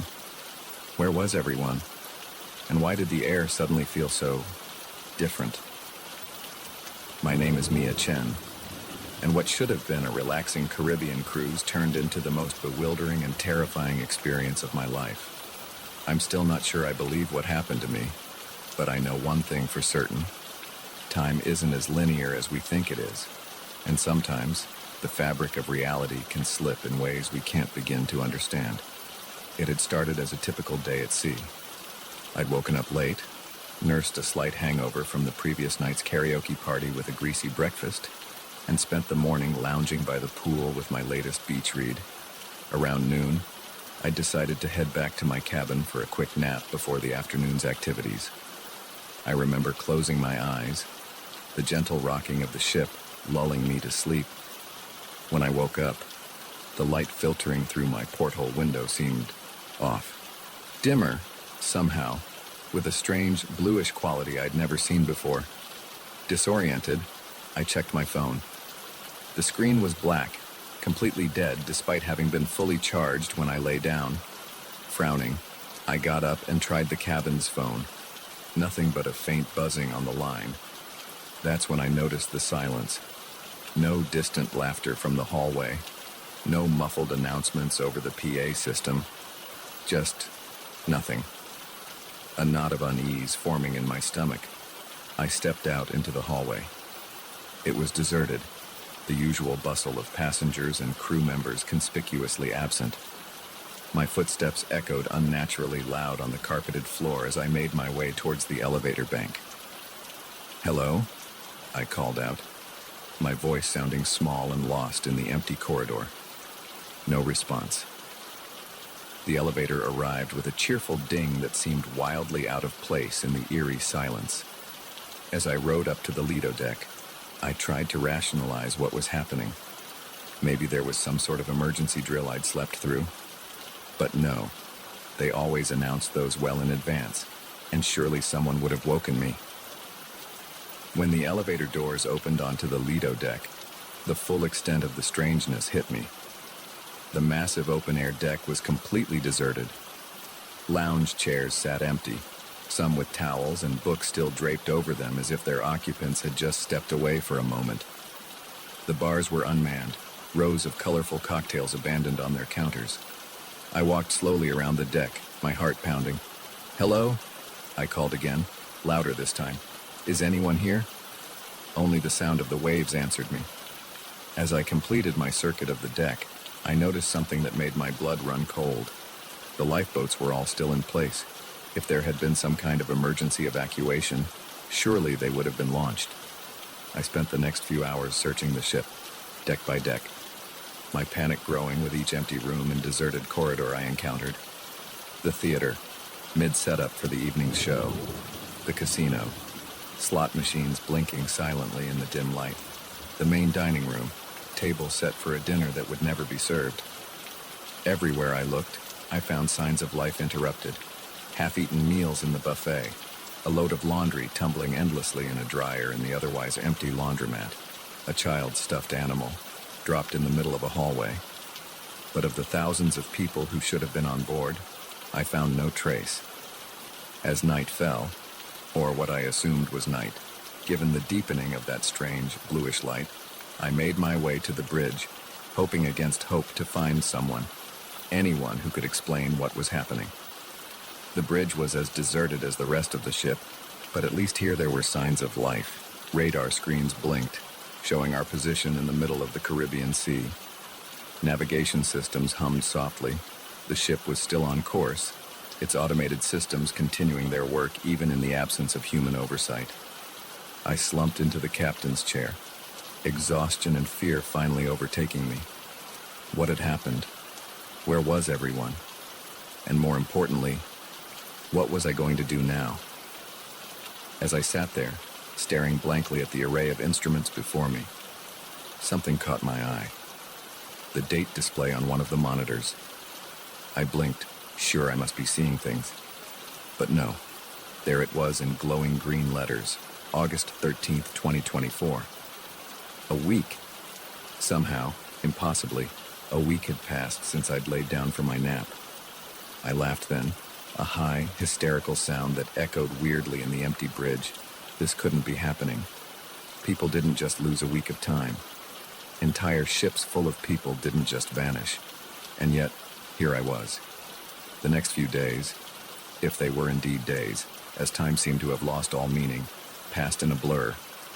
I roamed the ship, leaving notes in every public space, begging for a response, for some sign that I wasn't alone. I tried every phone, every radio, every possible means of communication, but was met with nothing but static. I ate from the slowly rotting supplies in the ship's massive kitchens, slept fitfully in a different cabin each night, and tried to keep myself sane by talking out loud, narrating my actions as if I was the protagonist in some bizarre reality show.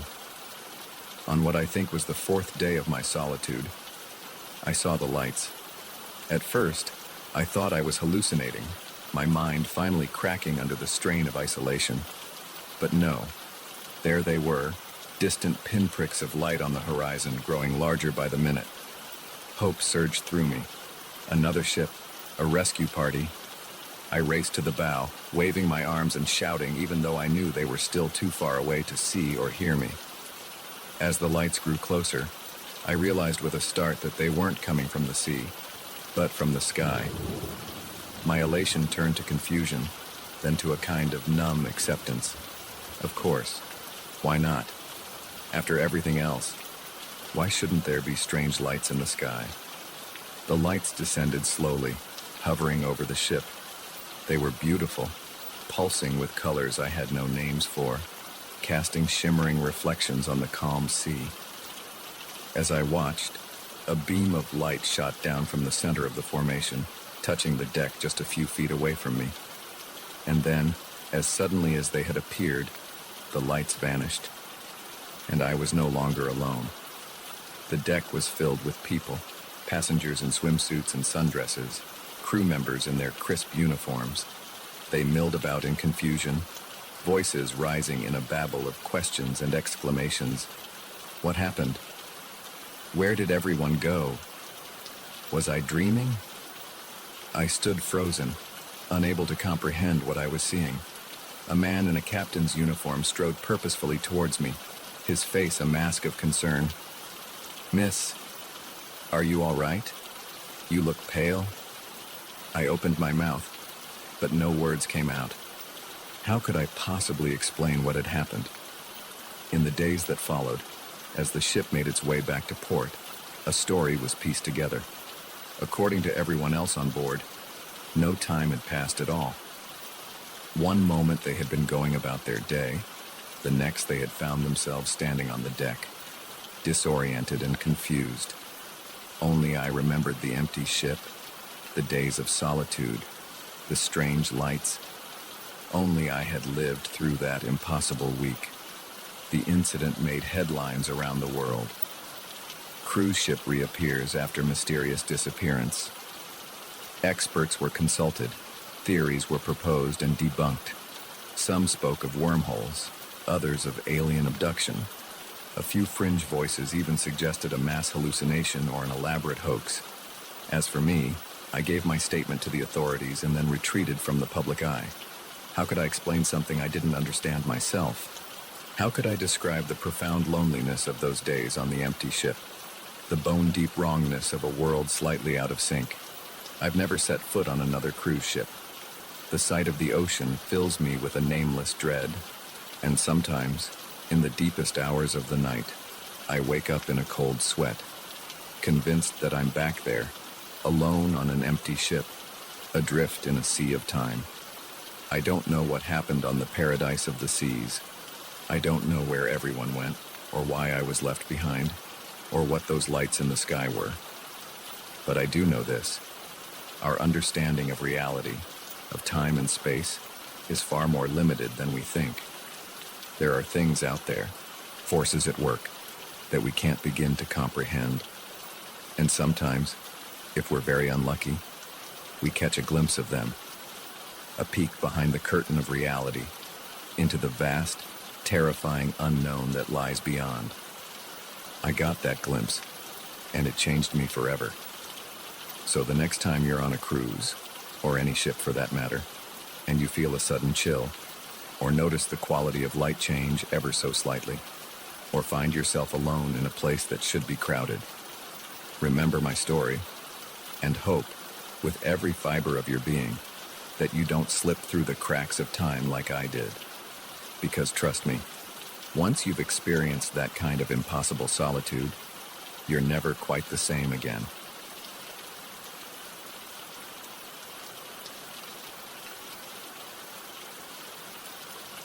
The scratching started on the first night, a faint, persistent sound that could have been tree branches against the cabin's wooden walls, if not for the absolute stillness of the air outside. I lay awake, Emily's steady breathing beside me, and listened as the noise grew louder, more deliberate. It wasn't until I heard a distinct tapping on the bedroom window that I realized, with a chill that ran deep into my bones, that whatever was out there wasn't a tree, and it wanted in. My name is Daniel, and what was supposed to be a romantic getaway with my girlfriend turned into a waking nightmare that I'm still trying to understand. We'd been dating for a year, and with both of us drowning in work stress, a week in a secluded cabin seemed like the perfect escape. No cell service, no Wi-Fi, just us and the great outdoors. If only we'd known what was waiting for us in those woods. We arrived at the cabin late Friday afternoon. It was exactly as advertised. A cozy, two-bedroom log structure nestled in a clearing, surrounded by towering pines. The nearest neighbor was miles away, and the dirt road leading to the property had been rough enough to make us question our decision more than once. But as we stepped out of the car, the fresh mountain air and the absolute quiet washed away our doubts. This was exactly what we needed. The cabin's owner, a gruff older man named Bill, met us with the keys. As he gave us a quick tour, I couldn't help but notice how his eyes darted nervously around, never quite settling on one spot. Now, couple things to remember, he said as we stood on the porch. Don't go wandering in the woods after dark. Lots of wildlife out there, and it's easy to get turned around. And if you hear any strange noises at night, just ignore them. Probably just raccoons or something. I nodded, not thinking much of it at the time. Every cabin owner had their quirks and warnings. Oh, and one more thing, Bill added, his hand on the door. Whatever you do, don't open the doors or windows at night. No matter what you hear, Got it? Before we could ask what he meant, he was gone, his truck kicking up dust as he sped down the dirt road. Emily and I exchanged glances. "Well, that was weird," she said with a nervous laugh. I shrugged it off. "Probably just trying to scare the city folk.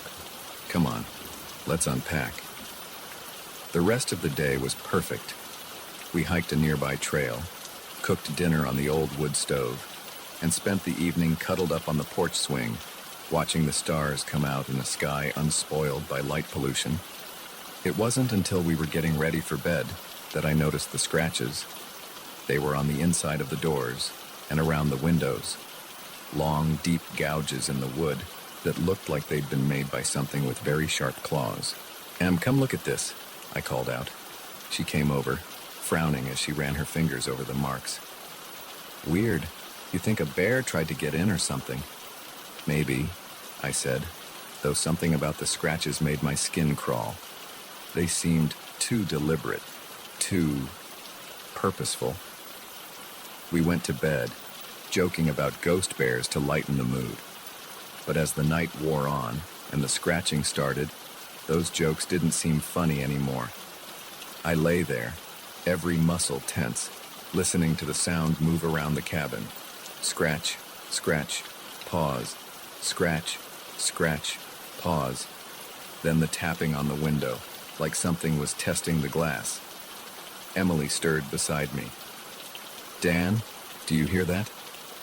I nodded, not trusting my voice. We clung to each other, barely breathing, as the tapping moved from window to window. Finally, after what felt like hours, it stopped. We eventually fell into an uneasy sleep as dawn began to break. The next morning, we tried to rationalize what had happened. Raccoons, we decided, or maybe a particularly persistent owl. We spent the day hiking and swimming in a nearby lake, the bright sunshine making the terrors of the night seem distant and silly. But as evening fell and we returned to the cabin, that sense of unease crept back. We double-checked all the locks, drew the curtains tight, and tried to distract ourselves with board games and wine. The scratching started earlier that night, more insistent than before, and this time it was accompanied by something else, a low, guttural sound that was almost, but not quite, a voice. "Daniel," Emily whispered, her face pale in the lamplight. "That's not an animal." I wanted to reassure her, to say it was just the wind or our imaginations playing tricks on us. But as the not-quite voice grew louder, forming sounds that were almost words, I couldn't lie to her or myself. We huddled together on the bed, watching the shadows under the door, listening to whatever was out there circle the cabin again and again. At one point, something heavy threw itself against the front door, making the whole cabin shudder. I thought about making a run for the car, but the keys were in the living room, and the idea of opening any door seemed impossible. So we waited, clinging to each other as the night stretched on endlessly. Just before dawn, in that darkest hour when hope seems furthest away, we heard a new sound. Footsteps on the porch, then a knock at the door, a human knock. "Hello? Anyone in there?" A man's voice, gruff but blessedly normal. We approached the door cautiously. Through the peephole, I could see Bill, the cabin owner, standing on the porch with a flashlight. I opened the door, relief flooding through me. "Bill, thank God. There's something out here, something—" He cut me off while pushing past us into the cabin. "I know. That's why I'm here. You two okay?" We nodded, still shaken. Bill did a quick circuit of the cabin, checking the windows and doors. When he was satisfied, he turned to us with a grim expression. "I owe you an apology," he said. "I should have told you the whole truth when you got here, but I was afraid you'd leave. And I need the money, if I'm being honest." "Told us what?" Emily demanded. "What the hell is going on here?" Bill sighed, suddenly looking much older. "This land, it's not right. Never has been, long as I can remember. Things live in these woods, things that ain't natural. Most of the time they keep to themselves. But sometimes, especially when there's new blood around, they get curious. I felt a chill run down my spine. What kind of things? He shook his head. I don't rightly know. Never seen them clearly, but I've heard them, felt them watching. They're smart, whatever they are. Smart and hungry. Why don't you leave? Emily asked. Can't, Bill said simply. This land's been in my family for generations. And besides, he added, his voice dropping to a near whisper, I don't think they'd let me. We spent the rest of that night huddled in the living room with Bill, listening to his stories of the things that lived in the woods. Tales passed down through his family, of people who'd vanished over the years, of nights when the barriers between our world and something else seemed to thin. As the sun rose, casting long shadows through the trees, Bill stood up. They'll be gone now. They can't stand the daylight. You two should pack up and go. I'll refund your money. We didn't argue. Within an hour, we were in our car, speeding down the mountain road, the cabin receding in our rearview mirror. We never talked much about what happened that weekend. How could we explain it to anyone else? Even between ourselves, we found it easier to let the memory fade, to focus on our normal, safe lives in the city. But sometimes, on dark nights when the wind blows just right, I find myself listening for that scratching sound. And in my dreams, I still hear that almost voice, calling from just beyond the walls, trying to form words I hope I never understand. I don't know what lives in those woods. I don't know why it was so interested in us, or what it might have done if it had gotten inside. But I do know this. There are places in this world where the veil between realities is thin, where things we can't comprehend lurk just out of sight. If you ever find yourself in a secluded cabin, miles from civilization, and you hear a scratching at the door or a tapping at the window, remember my story.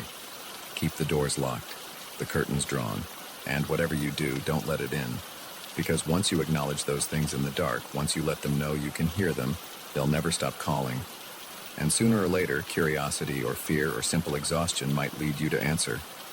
Take it from me, some calls are better left unanswered. Some doors are meant to stay closed. And some woods are best left unexplored, no matter how inviting they might seem in the light of day.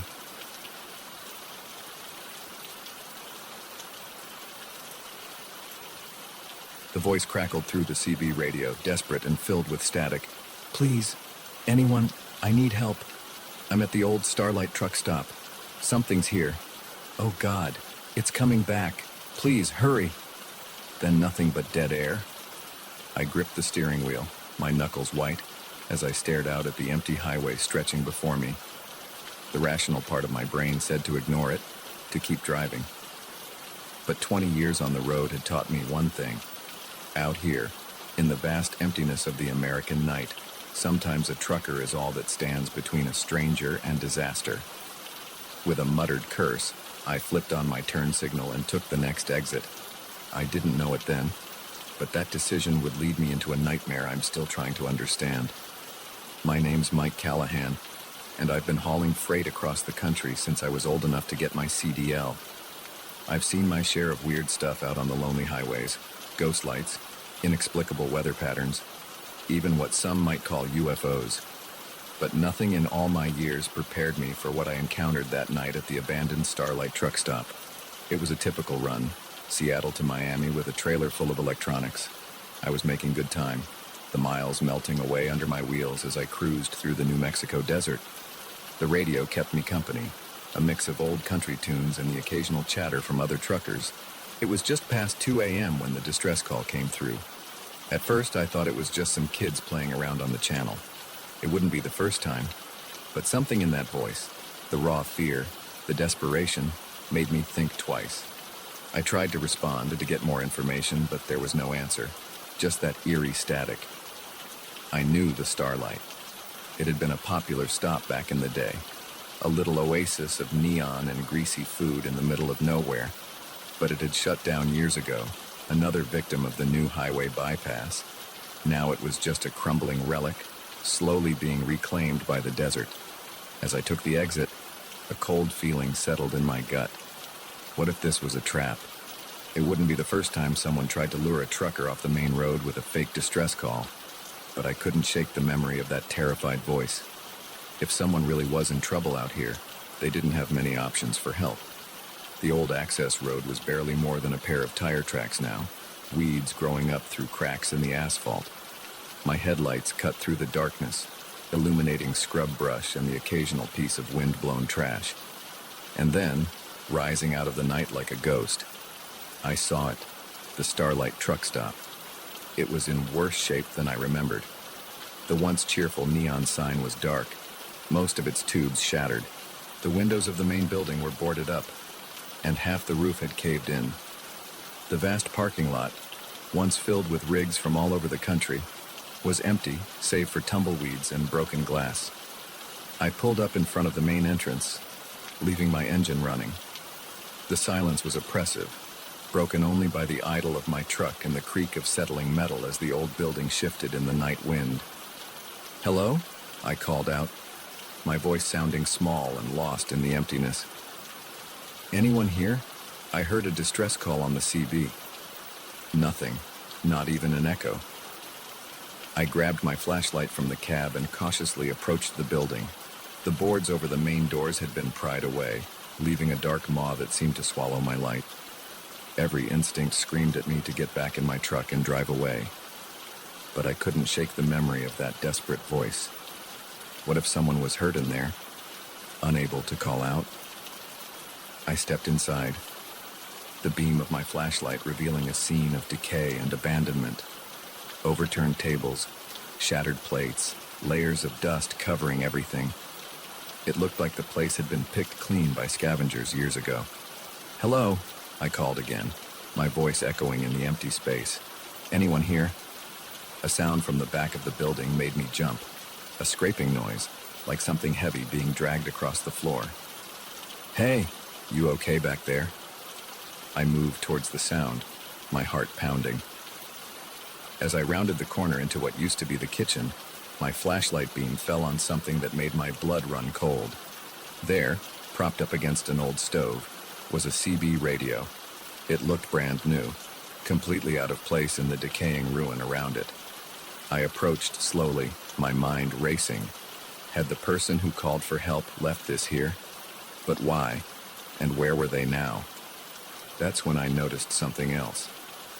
On the floor around the radio were strange markings, curved lines and symbols drawn in what looked horribly like dried blood. I took a step back, suddenly very aware of how quiet it was. Even the wind seemed to have died down. And then I heard it, a low guttural sound coming from somewhere behind me. It was almost, but not quite, a voice. The hairs on the back of my neck stood up as I slowly turned around. There, in the doorway, was something. In the brief moment before terror overtook me, my mind tried to make sense of what I was seeing. It was vaguely humanoid, but too tall, too thin, its limbs bent at impossible angles, and its face, God, its face was just a blank expanse of pale skin, with a mouth that split it from top to bottom. I'd like to say I fought, or that I at least had the presence of mind to run. But the truth is, I froze. Rooted to the spot as that thing unfolded itself, growing even taller as it flowed into the room like smoke given form. It reached for me with hands that were more like claws, and I felt my consciousness slipping away. The last thing I remember is the CB radio crackling to life, that same desperate voice calling out for help. I woke up in my truck, parked on the side of the highway. For a moment, I thought it had all been a vivid nightmare. But then I noticed the dust coating my clothes, the scratches on my arms, and there, on the passenger seat, was the CB radio from the abandoned truck stop. My logbook showed I'd lost almost 6 hours. 6 hours that I had no memory of. I drove to the nearest town in a daze, checked into a motel, and tried to make sense of what had happened. Had I really seen what I thought I saw? Or had my mind conjured up some impossible horror to fill in the gaps in my memory? I thought about going to the police, but what would I tell them? That I'd been lured to an abandoned truck stop by a ghost on the CBE, then attacked by some kind of monster. They'd laugh me out of the station if they didn't lock me up for my own safety. In the end, I did the only thing I could do. I got back on the road and finished my run. But things were different after that night. I found myself jumping at shadows, flinching every time the CB crackled with static. I started taking routes that avoided long stretches of empty highway, even if it meant longer trips. And that CB radio, I couldn't bring myself to get rid of it, but I couldn't stand to have it in my truck either. It sits in a storage unit now, wrapped in chains and locked in a box. Some nights, I swear I can hear it calling, that same desperate voice begging for help. I've tried to find out more about the Starlight truck stop since then. Turns out, it has quite a history. Stories of disappearances going back decades. Truckers who stopped there and were never seen again. Local legends about ancient burial grounds and doorways to other worlds. I don't know what to believe anymore. I don't know if what I experienced was real or some kind of hallucination or something in between. But I do know this.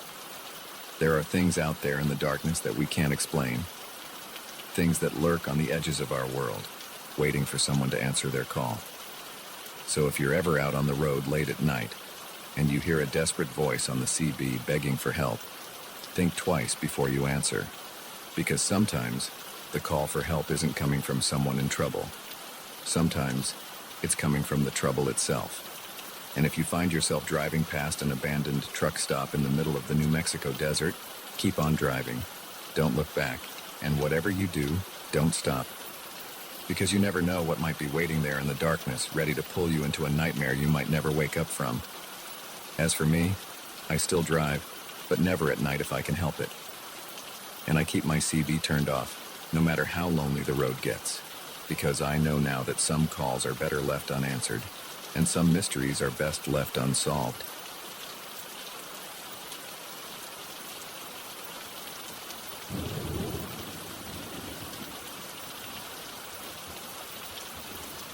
The first thing I noticed when I stepped out onto the porch that morning was the silence.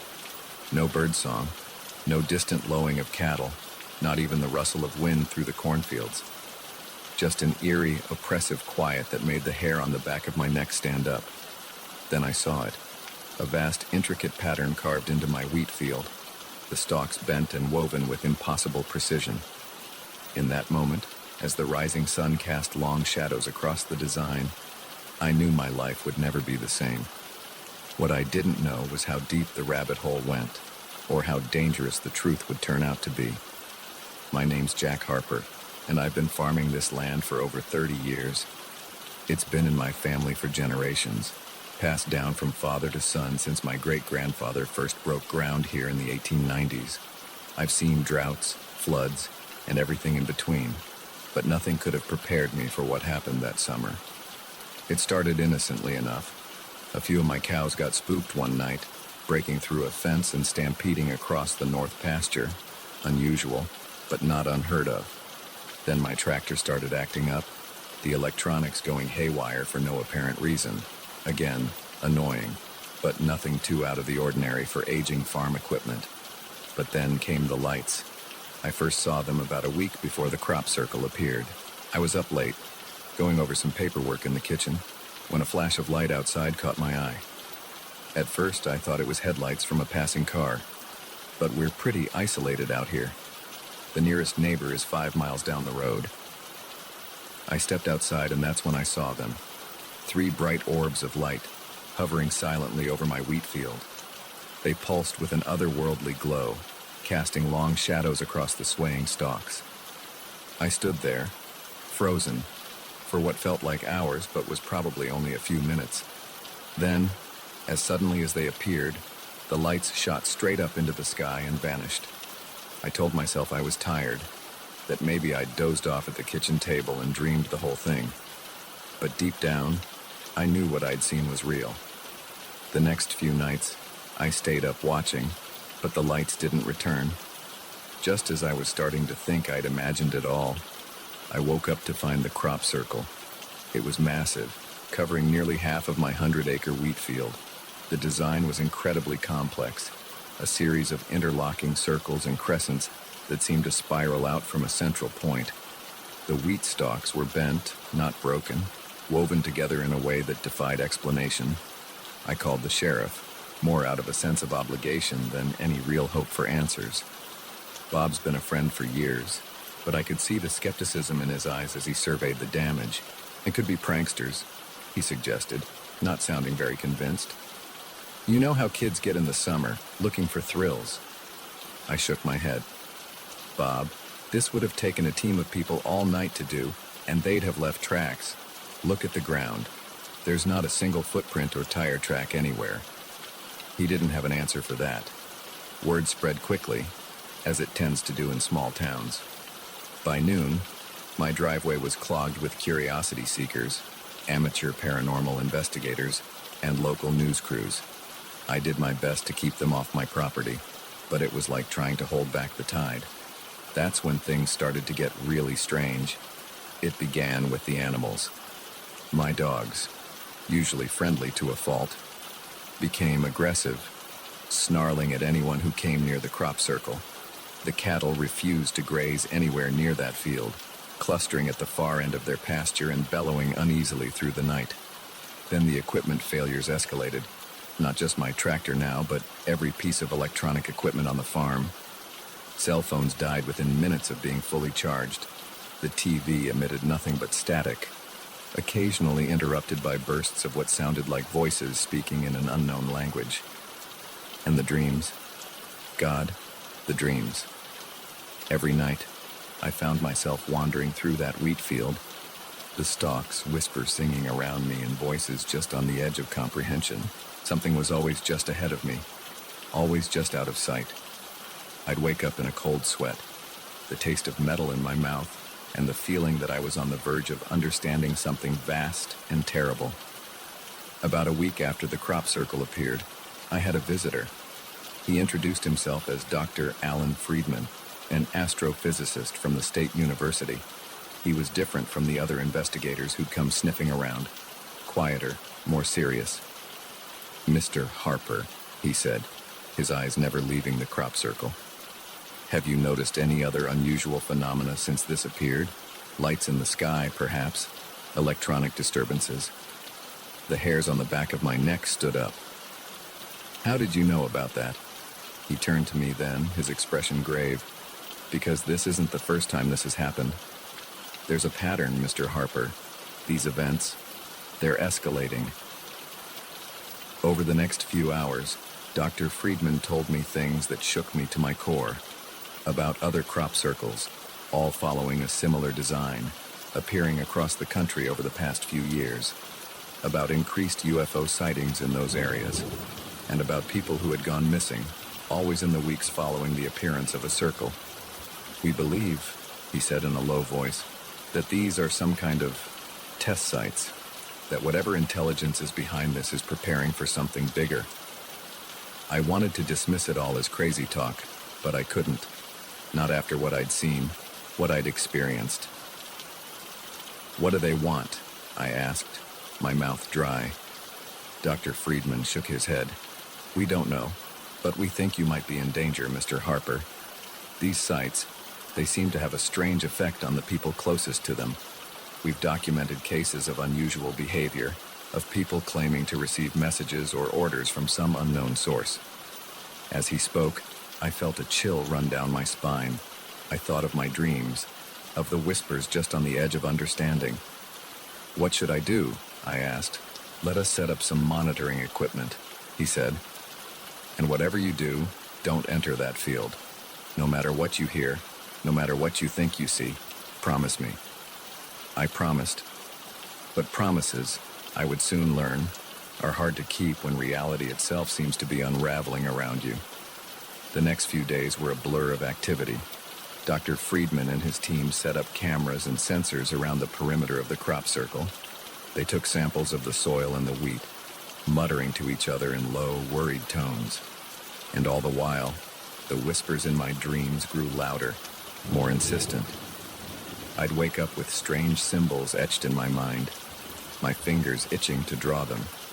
The urge to walk into that field, to reach the center of the circle, became almost overwhelming. It all came to a head on the seventh night after the circle appeared. I was jolted awake by a sound I'd never heard before. A low, thrumming vibration that seemed to come from everywhere and nowhere at once. I stumbled to the window and felt my heart stop. The crop circle was glowing, pulsing with a soft, blue-white light that seemed to beat in time with the thrumming sound. And there, hovering above it, were the lights I'd seen before. But this time, they were descending. I don't remember deciding to go outside. One moment I was at the window, the next I was running across the yard in my pajamas and drawn toward the circle by a force I couldn't resist. Dr. Friedman's warning echoed in my head, but it seemed distant, unimportant. All that mattered was reaching the center of the circle, meeting whatever was coming down from the sky. I was at the edge of the wheat field when a hand grabbed my arm, yanking me back. It was Dr. Friedman, his face pale in the otherworldly light. "Harper, no!" he shouted over the thrumming. "If you go in there, we'll lose you." I struggled against his grip, the whispers in my head drowning out everything else. But he held firm, and slowly, painfully, I felt the compulsion begin to fade. We watched, transfixed, as the lights descended into the center of the crop circle. There was a flash so bright it left spots dancing in my vision, and then nothing. The lights were gone, the thrumming stopped. The crop circle lay dark and still. In the days that followed, government agents swarmed my farm. The crop circle was dug up, every grain of soil tested and retested. I was questioned for hours, as were Dr. Friedman and his team. They found nothing. No radiation, no unexplained elements. Nothing to prove that anything out of the ordinary had happened. The official story became that it was an elaborate hoax, despite the lack of any evidence to support that theory. But I know what I saw. I know what I felt. It's been 5 years since that night. I still farm the land, but things are different now. The wheat doesn't grow in that field anymore, no matter what we plant. On quiet nights, I sometimes think I can still hear those whispers on the edge of my mind. And sometimes, when I look up at the stars, I can't shake the feeling that something up there is looking back, watching, waiting. I don't know what would have happened if I'd made it to the center of that circle. I don't know what's coming, or when, but I do know this. We are not alone, and the universe is stranger and more terrifying than we can imagine. So if you ever find a strange pattern carved into your fields, or see lights in the sky that move like nothing you've ever seen before, remember my story. And whatever you do, don't answer when they call, because once you do, there's no going back.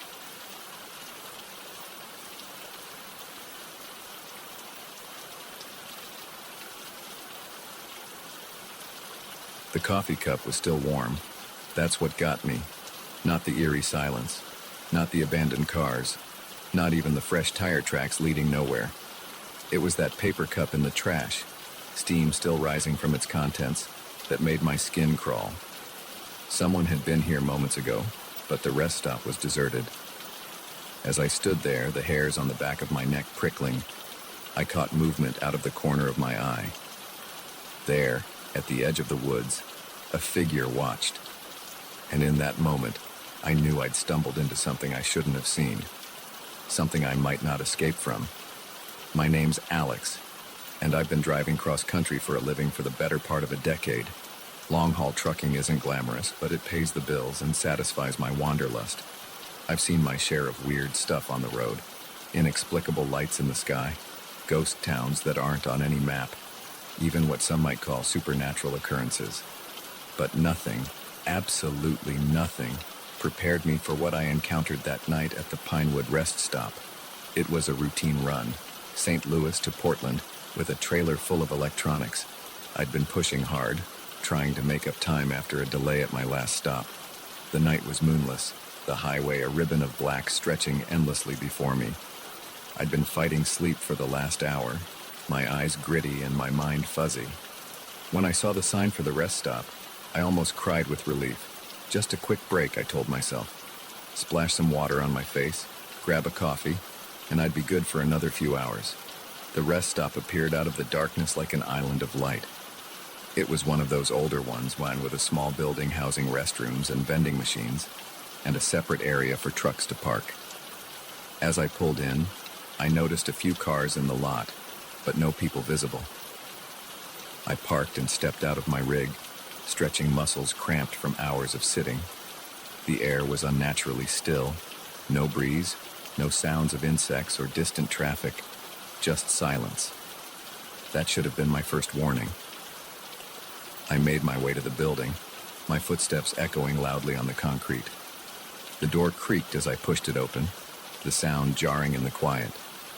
Inside, the fluorescent lights buzzed softly, casting a harsh glare over the empty space.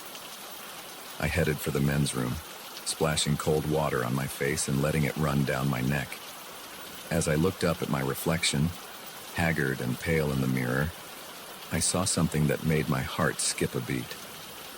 In the mirror, reflected in the partially open door behind me, I caught a glimpse of movement, just a shadow, really, but distinctly human-shaped. I whirled around, but the doorway was empty. "Hello," I called out, my voice sounding thin and nervous even to my own ears. No response. Shaking it off as a trick of my tired mind, I left the restroom and headed for the vending machines. That's when I noticed the other oddities. A jacket draped over a chair, as if its owner had just stepped away. A smartphone on the table, its screen still lit up. And there, in the trash can by the door, that steaming cup of coffee. My skin prickled with goosebumps.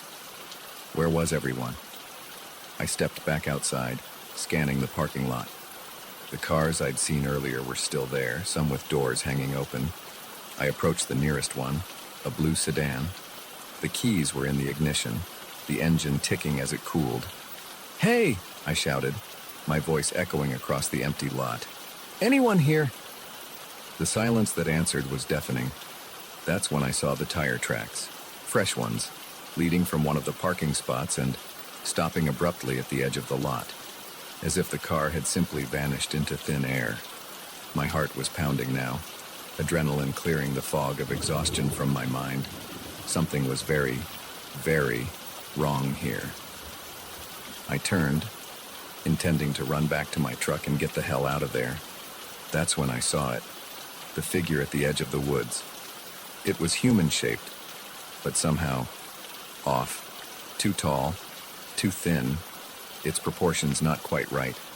It stood perfectly still, half hidden behind a tree, watching me. I froze, caught in its gaze like a rabbit before a wolf. For a long moment, neither of us moved. Then, slowly, it raised a hand, beckoning. Terror jolted through me like an electric shock. I ran, sprinting back to my truck with a speed I didn't know I possessed. I fumbled with the keys, swearing as I dropped them, scrabbling in the gravel to retrieve them. As I pulled myself up into the cab, I risked a glance back. The figure was closer now, no longer hiding behind the trees. In the harsh glare of the rest stop lights, I could see it more clearly. And God, I wish I couldn't. Its skin was pale, almost translucent, stretched too tight over an impossible frame. Its face was smooth, featureless except for deep-set eyes that reflected the light like a cat's. And its mouth. Its mouth split its face from ear to ear, filled with needle-sharp teeth. I got the key in the ignition, the engine roaring to life. As I slammed the truck into gear, I saw movement out of the corner of my eye. More figures, emerging from the woods, dozens of them, all with that same impossible physiology, all moving with an unnatural, fluid grace. I floored it, the truck's tires spinning in the gravel before finding purchase. I tore out of that rest stop like all the demons of hell were on my tail, and for all I know, they were. I drove for hours, pushing well past the legal limit for consecutive time behind the wheel. I didn't stop until the sun was high in the sky and I was 2 states away. Even then, I couldn't shake the feeling of being watched. When I finally worked up the courage to check my mirrors, the highway behind me was empty. No sign of pursuit, no hint of the horror I'd left behind. But the memory of those figures, of that beckoning hand, was burned into my mind. I considered reporting what I'd seen, but who would believe me? I'd sound like a lunatic, raving about monsters at a rest stop. So I kept quiet, finished my run, and tried to convince myself it had all been a hallucination brought on by exhaustion. But I couldn't forget, and I couldn't stop wondering about those people at the rest stop, the ones who'd left behind their cars, their belongings, the ones who'd followed that beckoning hand into the woods. Where had they gone? What had happened to them? In the weeks that followed, I did some digging. It wasn't easy. I'm no detective, and I had precious little to go on. But what I found chilled me to the bone. There were stories, whispered tales among long-haul truckers and late-night travelers, stories of rest stops where people vanished without a trace, of figures seen at the edge of the woods, always at night, always beckoning. Some called them aliens, others said they were interdimensional beings. A few spoke of ancient, forgotten gods, awakening in our modern world. I don't know what they are. I don't know what they want, but I know they're out there, waiting at the edges of lonely highways, in the shadows of late-night rest stops. I still drive, but never at night if I can help it. I avoid rest stops, pushing myself to make it from one major town to the next without breaks. And I never, ever stop if I see a solitary figure standing at the edge of the woods. Sometimes, on long hauls when the night is dark and the road seems to go on forever, I think I see them in my mirrors. Tall, thin figures, keeping pace with my truck despite its speed, watching, waiting. And sometimes, I wonder if I really did escape that night, or if, somehow, I'm still there, trapped in some in-between place, living out a life that's not quite real. So if you're ever driving late at night and you see a rest stop appear out of the darkness, think twice before you stop. Check your gas gauge, your caffeine levels, your fatigue. Ask yourself, is it worth the risk? Because you never know what might be waiting there in the shadows. You never know who or what might be beckoning you into the woods. And once you follow, you might never find your way back. Remember my story, and keep driving, no matter how tired you are. Because some rest stops aren't meant for rest. Some are gateways to places we were never meant to go. And once you cross that threshold, there's no coming back.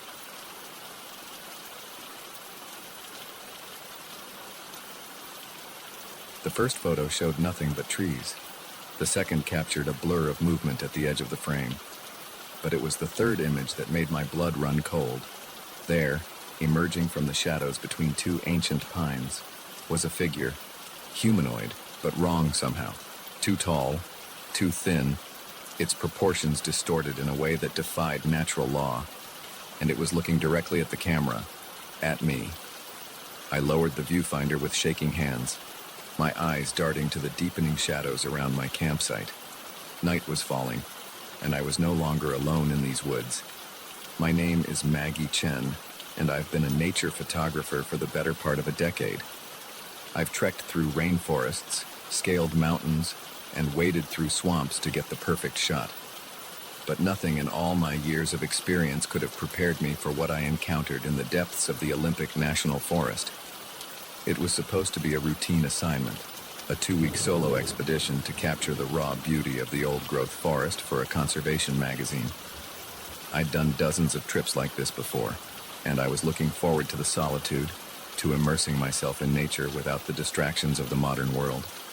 The first few days were idyllic. The forest was a photographer's dream, all towering evergreens draped in moss, hidden waterfalls, and dappled sunlight filtering through the canopy. I set up my base camp in a small clearing near a babbling stream, venturing out each day to explore and photograph. It was on the fourth night that things started to get strange. I was reviewing the day's shots on my camera when I noticed something odd in the background of one image. A shape, just barely visible in the shadows between two trees. At first, I dismissed it as a trick of the light or maybe a deer, but something about it nagged at me. The next day, I returned to the same spot, determined to figure out what I'd captured. I set up my camera trap, a motion-activated camera designed to capture wildlife, and left it there for the day while I explored other areas. When I returned that evening and checked the camera, my heart nearly stopped. There were dozens of images, taken in rapid succession. The first few showed nothing unusual, just the forest floor and a squirrel or two. But then, the figure appeared, tall and impossibly thin, with long, spindly limbs that seemed to bend at unnatural angles. Its skin, where visible, was pale and almost translucent, stretched tight over an inhuman frame. And its face, God, its face, smooth and featureless, save for two large, dark eyes that reflected the camera's flash like a cat's. I stared at the images, my mind refusing to process what I was seeing. This couldn't be real. It had to be a hoax, a trick played by some other hiker with too much time on their hands and a talent for Photoshop. But as I flipped through the sequence of photos, a chill ran down my spine. The figure was moving closer to the camera with each shot. In the final image, it was reaching towards the lens, long fingers blurred with motion. I packed up my gear with shaking hands and practically ran back to my campsite. That night, I barely slept. Starting at every snapping twig and rustle of leaves, I told myself I was being ridiculous, that there had to be a logical explanation, but deep down, I knew what I'd seen was real. The next morning, I woke to find my campsite in disarray. My backpack had been emptied, its contents strewn about. My food cache, hung high in a tree to protect it from bears, had been torn down, the rope snapped as if it were thread, and there, pressed into a patch of soft earth near my tent, was a footprint, long and narrow, with toes that looked more like claws. My camera was lying next to it. With trembling fingers, I turned it on and checked the most recent images. My heart nearly stopped. There were new photos, taken while I slept. Photos of my tent, of me sleeping inside, visible through the mesh window. And in each one, that figure was there, getting closer and closer. I should have left then, packed up and hiked out, assignment be damned, but some combination of curiosity, stubbornness, and plain old stupidity made me stay. I convinced myself that if I could just get clearer photos, just understand what this thing was, it would all make sense. So I stayed, and each night, the creature came closer. I set up more camera traps around my campsite, capturing image after image of the being as it circled my tent.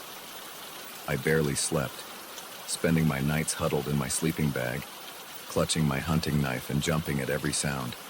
During the day, I'd venture out, following trails of broken branches and those strange footprints. I found places where the undergrowth had been crushed, as if something large had bedded down. Once, I found a tuft of hair caught on a branch, coarse and gray, like no animal fur I'd ever seen. As the days passed, I began to feel like I was losing my mind. The forest, once beautiful and inviting, now seemed menacing. The trees loomed over me, their branches reaching out like grasping fingers. I couldn't shake the feeling of being watched, even in broad daylight. And still, I stayed. The need to understand, to document what I was seeing, had become an obsession. It all came to a head on what should have been my last night in the forest. I was planning to hike out in the morning, my assignment completed and my sanity hanging by a thread. I'd set up my cameras for one final night of observation, hoping against hope for that one clear shot that would prove I wasn't crazy. I must have dozed off despite my fear, because I woke suddenly in the pitch black of my tent. Something had changed. The ever-present sounds of the forest, the rustle of leaves, the chirp of insects, had gone silent. And there was something outside my tent. I could hear it moving, softly but unmistakably, circling, sniffing. I lay there, paralyzed with terror, as it completed its circuit. Then, to my horror, I saw the zipper of my tent begin to move. Slowly, inch by agonizing inch, the opening of my tent widened. I wanted to scream, to run, to do anything, but my body wouldn't respond. I could only watch, eyes wide in the darkness, as a long, pale hand with too many joints slipped through the opening. The hand paused, as if sensing my fear. Then, deliberately, it reached toward my camera, which lay next to my sleeping bag. In that moment, survival instinct finally overcame my paralysis. I lunged for the camera, snatching it away from that terrible hand. In the same motion, I kicked out at the tent wall, tearing through the fabric and tumbling out into the night. I ran, blindly, desperately, clutching the camera to my chest. I crashed through underbrush, stumbled over roots, branches whipping at my face. Behind me, I could hear it pursuing. Not running, but moving with a terrible swiftness, flowing through the forest like smoke. I don't know how long I ran, or how far. My lungs burned, my legs ached, but terror drove me on. Finally, mercifully, I saw lights ahead.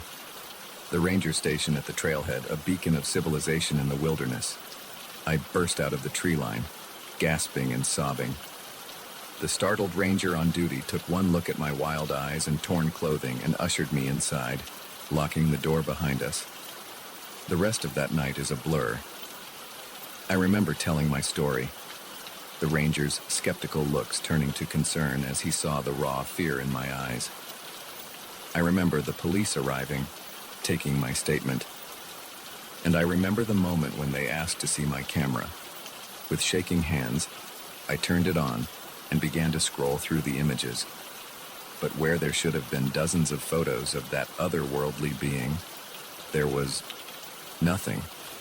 Just trees and shadows and normal forest scenes. Even the photos from that final night, the ones I was sure I'd taken of the hand reaching into my tent, were gone. In the harsh fluorescent light of the ranger station, surrounded by the trappings of civilization, my entire experience began to seem like a bad dream. Had I imagined it all? Had 2 weeks of solitude in the deep woods driven me to some kind of breakdown? But then I saw it. In the very last photo on the camera, barely visible in the background, was a figure, tall and thin, half hidden behind a tree. And though the image was blurry, I could swear it was smiling. I've never gone back to those woods. I've never told the full story to anyone but you. My editor got a watered-down version about being spooked by wildlife, and the photos I submitted were carefully curated to show nothing but the natural beauty of the forest.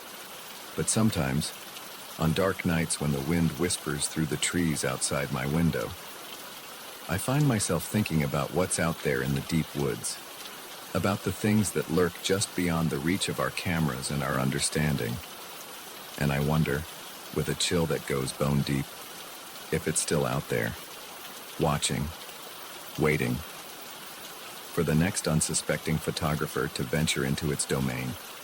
So if you're ever in the wilderness, setting up your camera for that perfect shot of untouched nature, pay attention to the shadows between the trees.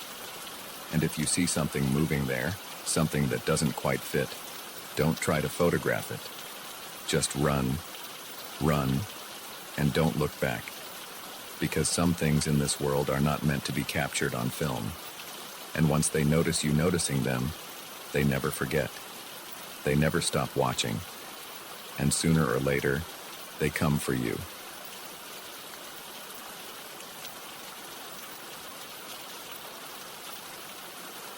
The first time I saw her, I thought I was looking in a mirror.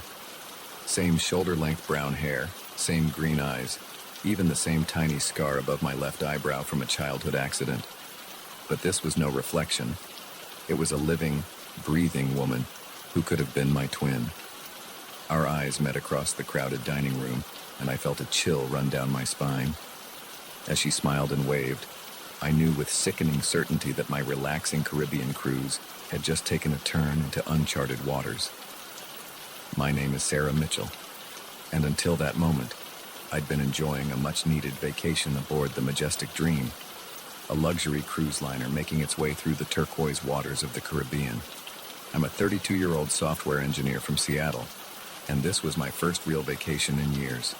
I'd been looking forward to 10 days of sun, relaxation, and maybe a little romance if I was lucky. The first few days had been everything I'd hoped for. I'd lounged by the pool, indulged in far too many fruity cocktails, and even struck up a flirtation with a handsome guy named Mike, who was traveling with a group of friends.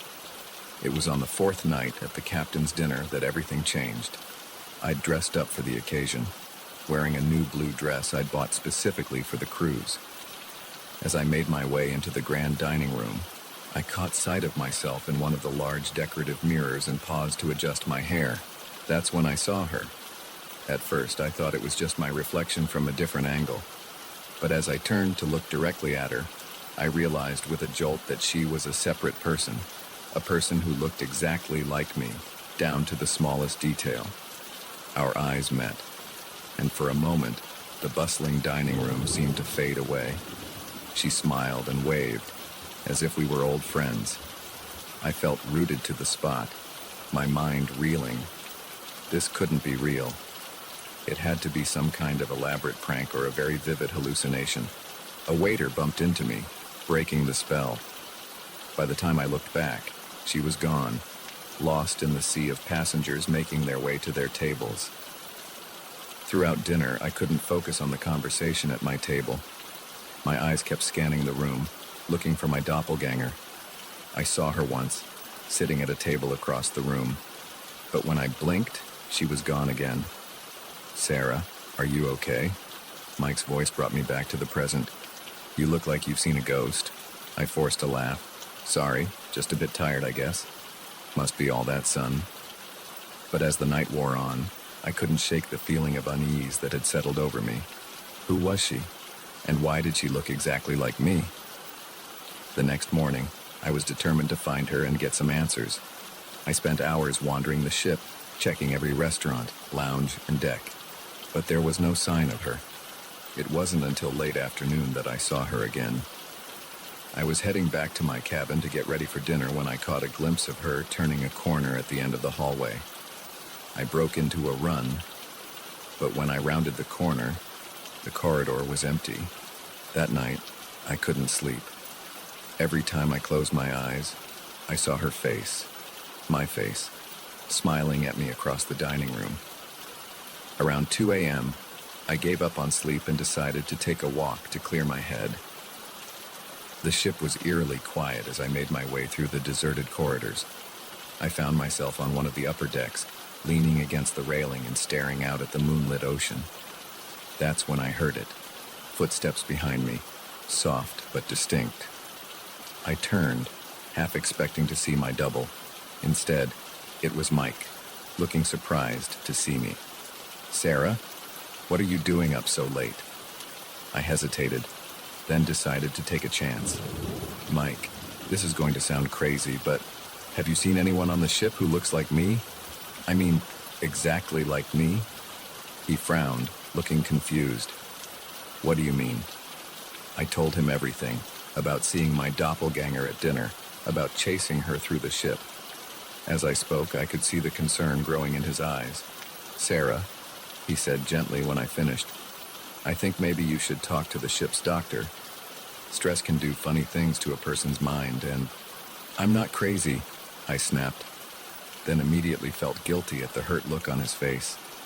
"I'm sorry, I know what I saw, Mike. She's real." He nodded, but I could tell he didn't believe me. "Okay, look, why don't we do some investigating tomorrow? If there really is someone who looks that much like you on the ship, other people must have noticed too, right?" I agreed, grateful for his support, even if he thought I was losing my mind. We made plans to meet for breakfast, and I headed back to my cabin, feeling slightly better. That night, I dreamed of mirrors, endless corridors lined with mirrors, each one showing a slightly different version of myself. I woke up gasping, drenched in sweat. The next few days were a blur of paranoia and fruitless searching. Mike and I questioned other passengers, checked passenger lists, even bribed a junior crew member to let us look at security camera footage. But there was no sign of my mysterious double. Other passengers were starting to give me strange looks. I'd overhear whispers as I passed, see people pointing and talking in low voices. More than once, someone approached me, insisting they'd just seen me in a completely different part of the ship. Mike stuck by me, but I could tell his patience was wearing thin.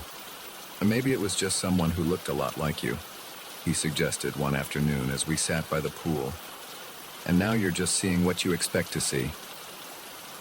I wanted to believe him, but deep down, I knew what I'd seen, and I was becoming more and more convinced that something very strange was happening on this ship. It all came to a head on the 8th night of the cruise. I was walking back to my cabin after a late-night movie when I saw her again. She was standing at the end of the corridor watching me. This time, I was determined not to let her get away. I ran towards her, calling out, "Wait, who are you? Why do you look like me?" She turned and fled, and I chased her through the twisting corridors of the ship. Upstairs, down hallways, through lounges and restaurants. It was like a maze, and more than once I found myself in parts of the ship I'd never seen before. Finally, I cornered her in a dead-end hallway. She stood with her back to me, shoulders heaving as if she'd been running too. "Please," I gasped, out of breath. "Just tell me who you are." Slowly, she turned to face me, and as she did, I felt the world tilt sideways. Her face was mine, yes, but it was wrong somehow. The proportions were slightly off, the eyes a little too large, the smile a little too wide. As I watched in horror, her features seemed to ripple and shift, like a reflection in disturbed water. "Who am I?" she said, and her voice was a distorted version of my own. "I'm you, Sarah. Or rather, I'm who you could be, who you might become." She took a step towards me, and I stumbled backward, my back hitting the wall. What are you?" Her smile widened impossibly. "I'm a possibility, a potential future. This ship, it exists in a place where realities intersect, where different versions of ourselves can meet." My mind reeled, trying to make sense of her words. But why? Why show yourself to me? She laughed, and the sound sent shivers down my spine. "To give you a choice, of course. You can go back to your life, your safe, predictable existence, or you can embrace the unknown, become something more." As she spoke, I noticed something behind her. The end of the hallway was shifting, shimmering like a heat haze, and beyond it, I caught glimpses of other places, other realities. She held out her hand. "Come with me, Sarah. See what you could become." For a moment, I was tempted. The promise of adventure, of the unknown, pulled at me. But then I thought of my life back home, of my friends and family, of Mike, probably worried sick about where I'd disappeared to. I shook my head. No, this is my reality, my life, and I choose it. Her face twisted in anger, becoming less and less human by the second. "You'll regret this," she hissed. And then, before I could react, she lunged at me. I closed my eyes, bracing for impact, but it never came. Instead, I felt a rush of wind, a sensation of falling, and then nothing. When I opened my eyes, I was back in my cabin. Sunlight was streaming through the porthole, and the sounds of passengers enjoying the morning filtered in from the hallway. For a moment, I thought it had all been a dream, but then I noticed something on my bedside table. A small silver pendant, shaped like a key. Something I'd never seen before, but that looked strangely familiar. I picked it up, and as I did, I caught a glimpse of myself in the mirror. For just a second, I could have sworn my reflection smiled at me with a mouth that was a little too wide. The rest of the cruise passed uneventfully. I never saw my doppelganger again, and eventually, I managed to convince myself that stress and too much sun had played tricks on my mind. Mike and I grew closer, and by the time we docked, we were making plans to see each other back in the real world. But sometimes, late at night, I find myself looking at that silver key, and I wonder about roads not taken, about other versions of myself in other realities.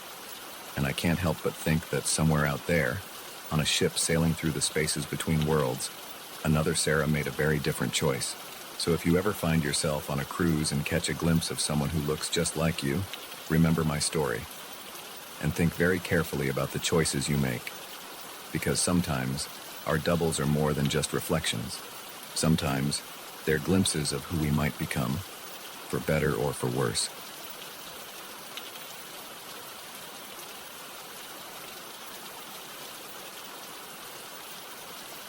The words were whispered with such urgency, such raw fear, that I felt my blood turn to ice. Whatever you do, don't be here at midnight. The weathered trucker who'd spoken them was already walking away, leaving me frozen in my seat, half-eaten burger growing cold on the plate in front of me. I glanced at my watch, 11:37 p.m. As I looked around the diner, taking in the tense faces and furtive glances of the other patrons, I realized with growing dread that I'd stumbled into something far more sinister than a late-night pit stop. My name's Jack, and until that moment, I'd been on a routine cross-country drive from New York to Los Angeles. I'm a freelance photographer, and I'd taken on a last-minute gig that required me to transport some sensitive equipment that couldn't be trusted to shipping companies. The pay was good, and I figured the road trip would give me a chance to capture some interesting shots along the way. I'd been driving for nearly 18 hours straight, fueled by gas station coffee and the kind of determination that only comes from a looming deadline. When I saw the neon sign for Mel's Diner, glowing like a beacon in the dark Nevada desert, I decided to pull over. My stomach was growling, and I figured a hot meal and a real cup of coffee would do me good. The diner looked like something straight out of a 1950s postcard. All chrome and red vinyl booths, with a jukebox in the corner playing old rock and roll tunes. But as soon as I walked in, I sensed something was off. The place was surprisingly busy for the middle of the night, but the atmosphere was tense, almost electric. I slid into an empty booth and ordered a cheeseburger and coffee from a waitress whose smile seemed a little too forced. As I waited for my food, I couldn't help but notice how everyone in the diner seemed on edge. Conversations were hushed, and people kept glancing at the large clock above the counter. When my food arrived, I tried to strike up a conversation with the waitress. "Busy night, huh?" She nodded, her eyes darting to the clock. "Yeah, it usually is around this time." "Oh, you get a lot of late-night traffic?" She hesitated, then leaned in closer. "Look, honey, you seem nice, so let me give you some advice. Eat quick and get back on the road. You don't want to be here too long." Before I could ask what she meant, she was gone, hurrying off to another table. I sat there, burger halfway to my mouth, thoroughly confused. That's when the trucker at the counter turned to me and whispered those chilling words, "Whatever you do, don't be here at midnight." As he walked away, I noticed other patrons starting to leave. They moved with an urgency that seemed at odds with the late hour, practically running to their vehicles. I flagged down my waitress again. "What's going on? Why is everyone leaving?" She glanced nervously at the clock, 11:45 p.m. now, and sighed. "I shouldn't tell you this, but things happen here at midnight. Bad things. Nobody knows why, but it's been going on for years. Some say this place sits on some kind of convergence, a weak spot between worlds. All I know is you don't want to be here when the clock strikes 12. I laughed, though it sounded hollow even to my own ears. "Come on, you can't be serious. What? Is this place haunted or something?" Her expression remained deadly serious. "Worse, now please, for your own sake, finish up and go." I wanted to believe it was all an elaborate joke, some weird local custom to scare tourists. But the fear in her eyes, the palpable tension in the air, it felt too real to dismiss. I gulped down my coffee and threw some bills on the table, deciding that whatever was going on, I didn't want to stick around to find out. But as I stood up to leave, I noticed something that made my heart skip a beat. The door to the diner was gone. Where the entrance had been was now just a solid wall, covered in the same tacky wallpaper as the rest of the place. I blinked hard, convinced I must be more tired than I thought, but when I opened my eyes, the wall was still there. "It's starting," someone whispered. I turned to see the other remaining patrons, about a dozen in total, huddled together in the center of the diner. The waitress was among them, her earlier composure crumbling as she clutched a coffee pot like a weapon. "What's starting? What the hell is going on here?" I demanded, panic rising in my throat. An old man with a face like weathered leather spoke up. "It's midnight, son, or it will be in about..." He checked his watch. 2 minutes. That's when they come." "Who comes? What are you talking about?" But before anyone could answer, the lights began to flicker. The jukebox, which had been quietly playing Great Balls of Fire, suddenly switched to a slow, discordant melody I didn't recognize. The temperature in the diner seemed to drop several degrees in a matter of seconds. "Circle up," the old man shouted. "Remember, don't look directly at them, and whatever you do, don't let them touch you." The group formed a tight circle, facing outward. Without thinking, I joined them, my back pressing against strangers as we huddled together. The waitress pressed something into my hand. A salt shaker. "Salt and iron," she muttered. "Only things that slow them down." I wanted to laugh, to tell them all this was insane. But the words died in my throat as I saw something moving outside the windows. Shapes, darker than the night itself, flowing like smoke but with a terrible purpose to their movement. They pressed against the glass, which began to frost over despite the desert heat. And then, as the clock struck midnight, the real horror began. The shapes outside seemed to coalesce, forming vaguely humanoid figures that were somehow more terrifying for their almost recognizable form. They oozed through the cracks around the windows, seeping into the diner like a noxious gas. Someone in our group whimpered. I felt a hand grasp mine and squeeze tight. The old man's voice rose in a chant, words in a language I didn't understand. Others joined in, their voices shaking but growing stronger as they repeated the phrases. The shadow figures circled us, their movements jerky and unnatural.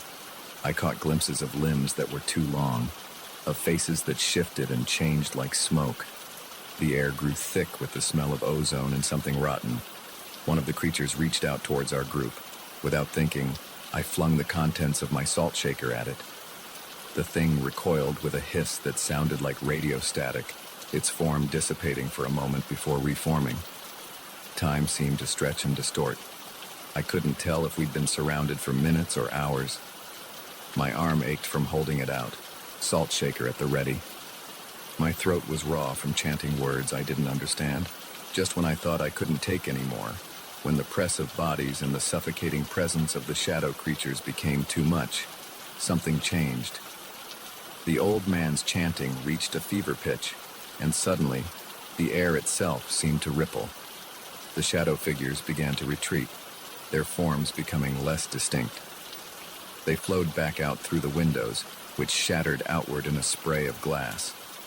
A wind whipped through the diner, carrying with it the last wisps of the creatures and the lingering smell of decay. And then, as suddenly as it had begun, it was over. We stood there in stunned silence for a long moment, the only sound our ragged breathing and the crunch of broken glass underfoot. Slowly, our circle broke apart. I saw tears on some faces, blank shock on others. The waitress was the first to speak. "Everyone okay? Anyone touched?" There was a general murmur of assent. No one, it seemed, had been injured, physically, at least.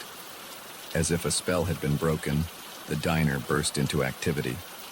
People began sweeping up glass, righting overturned chairs, trying to restore some semblance of normalcy.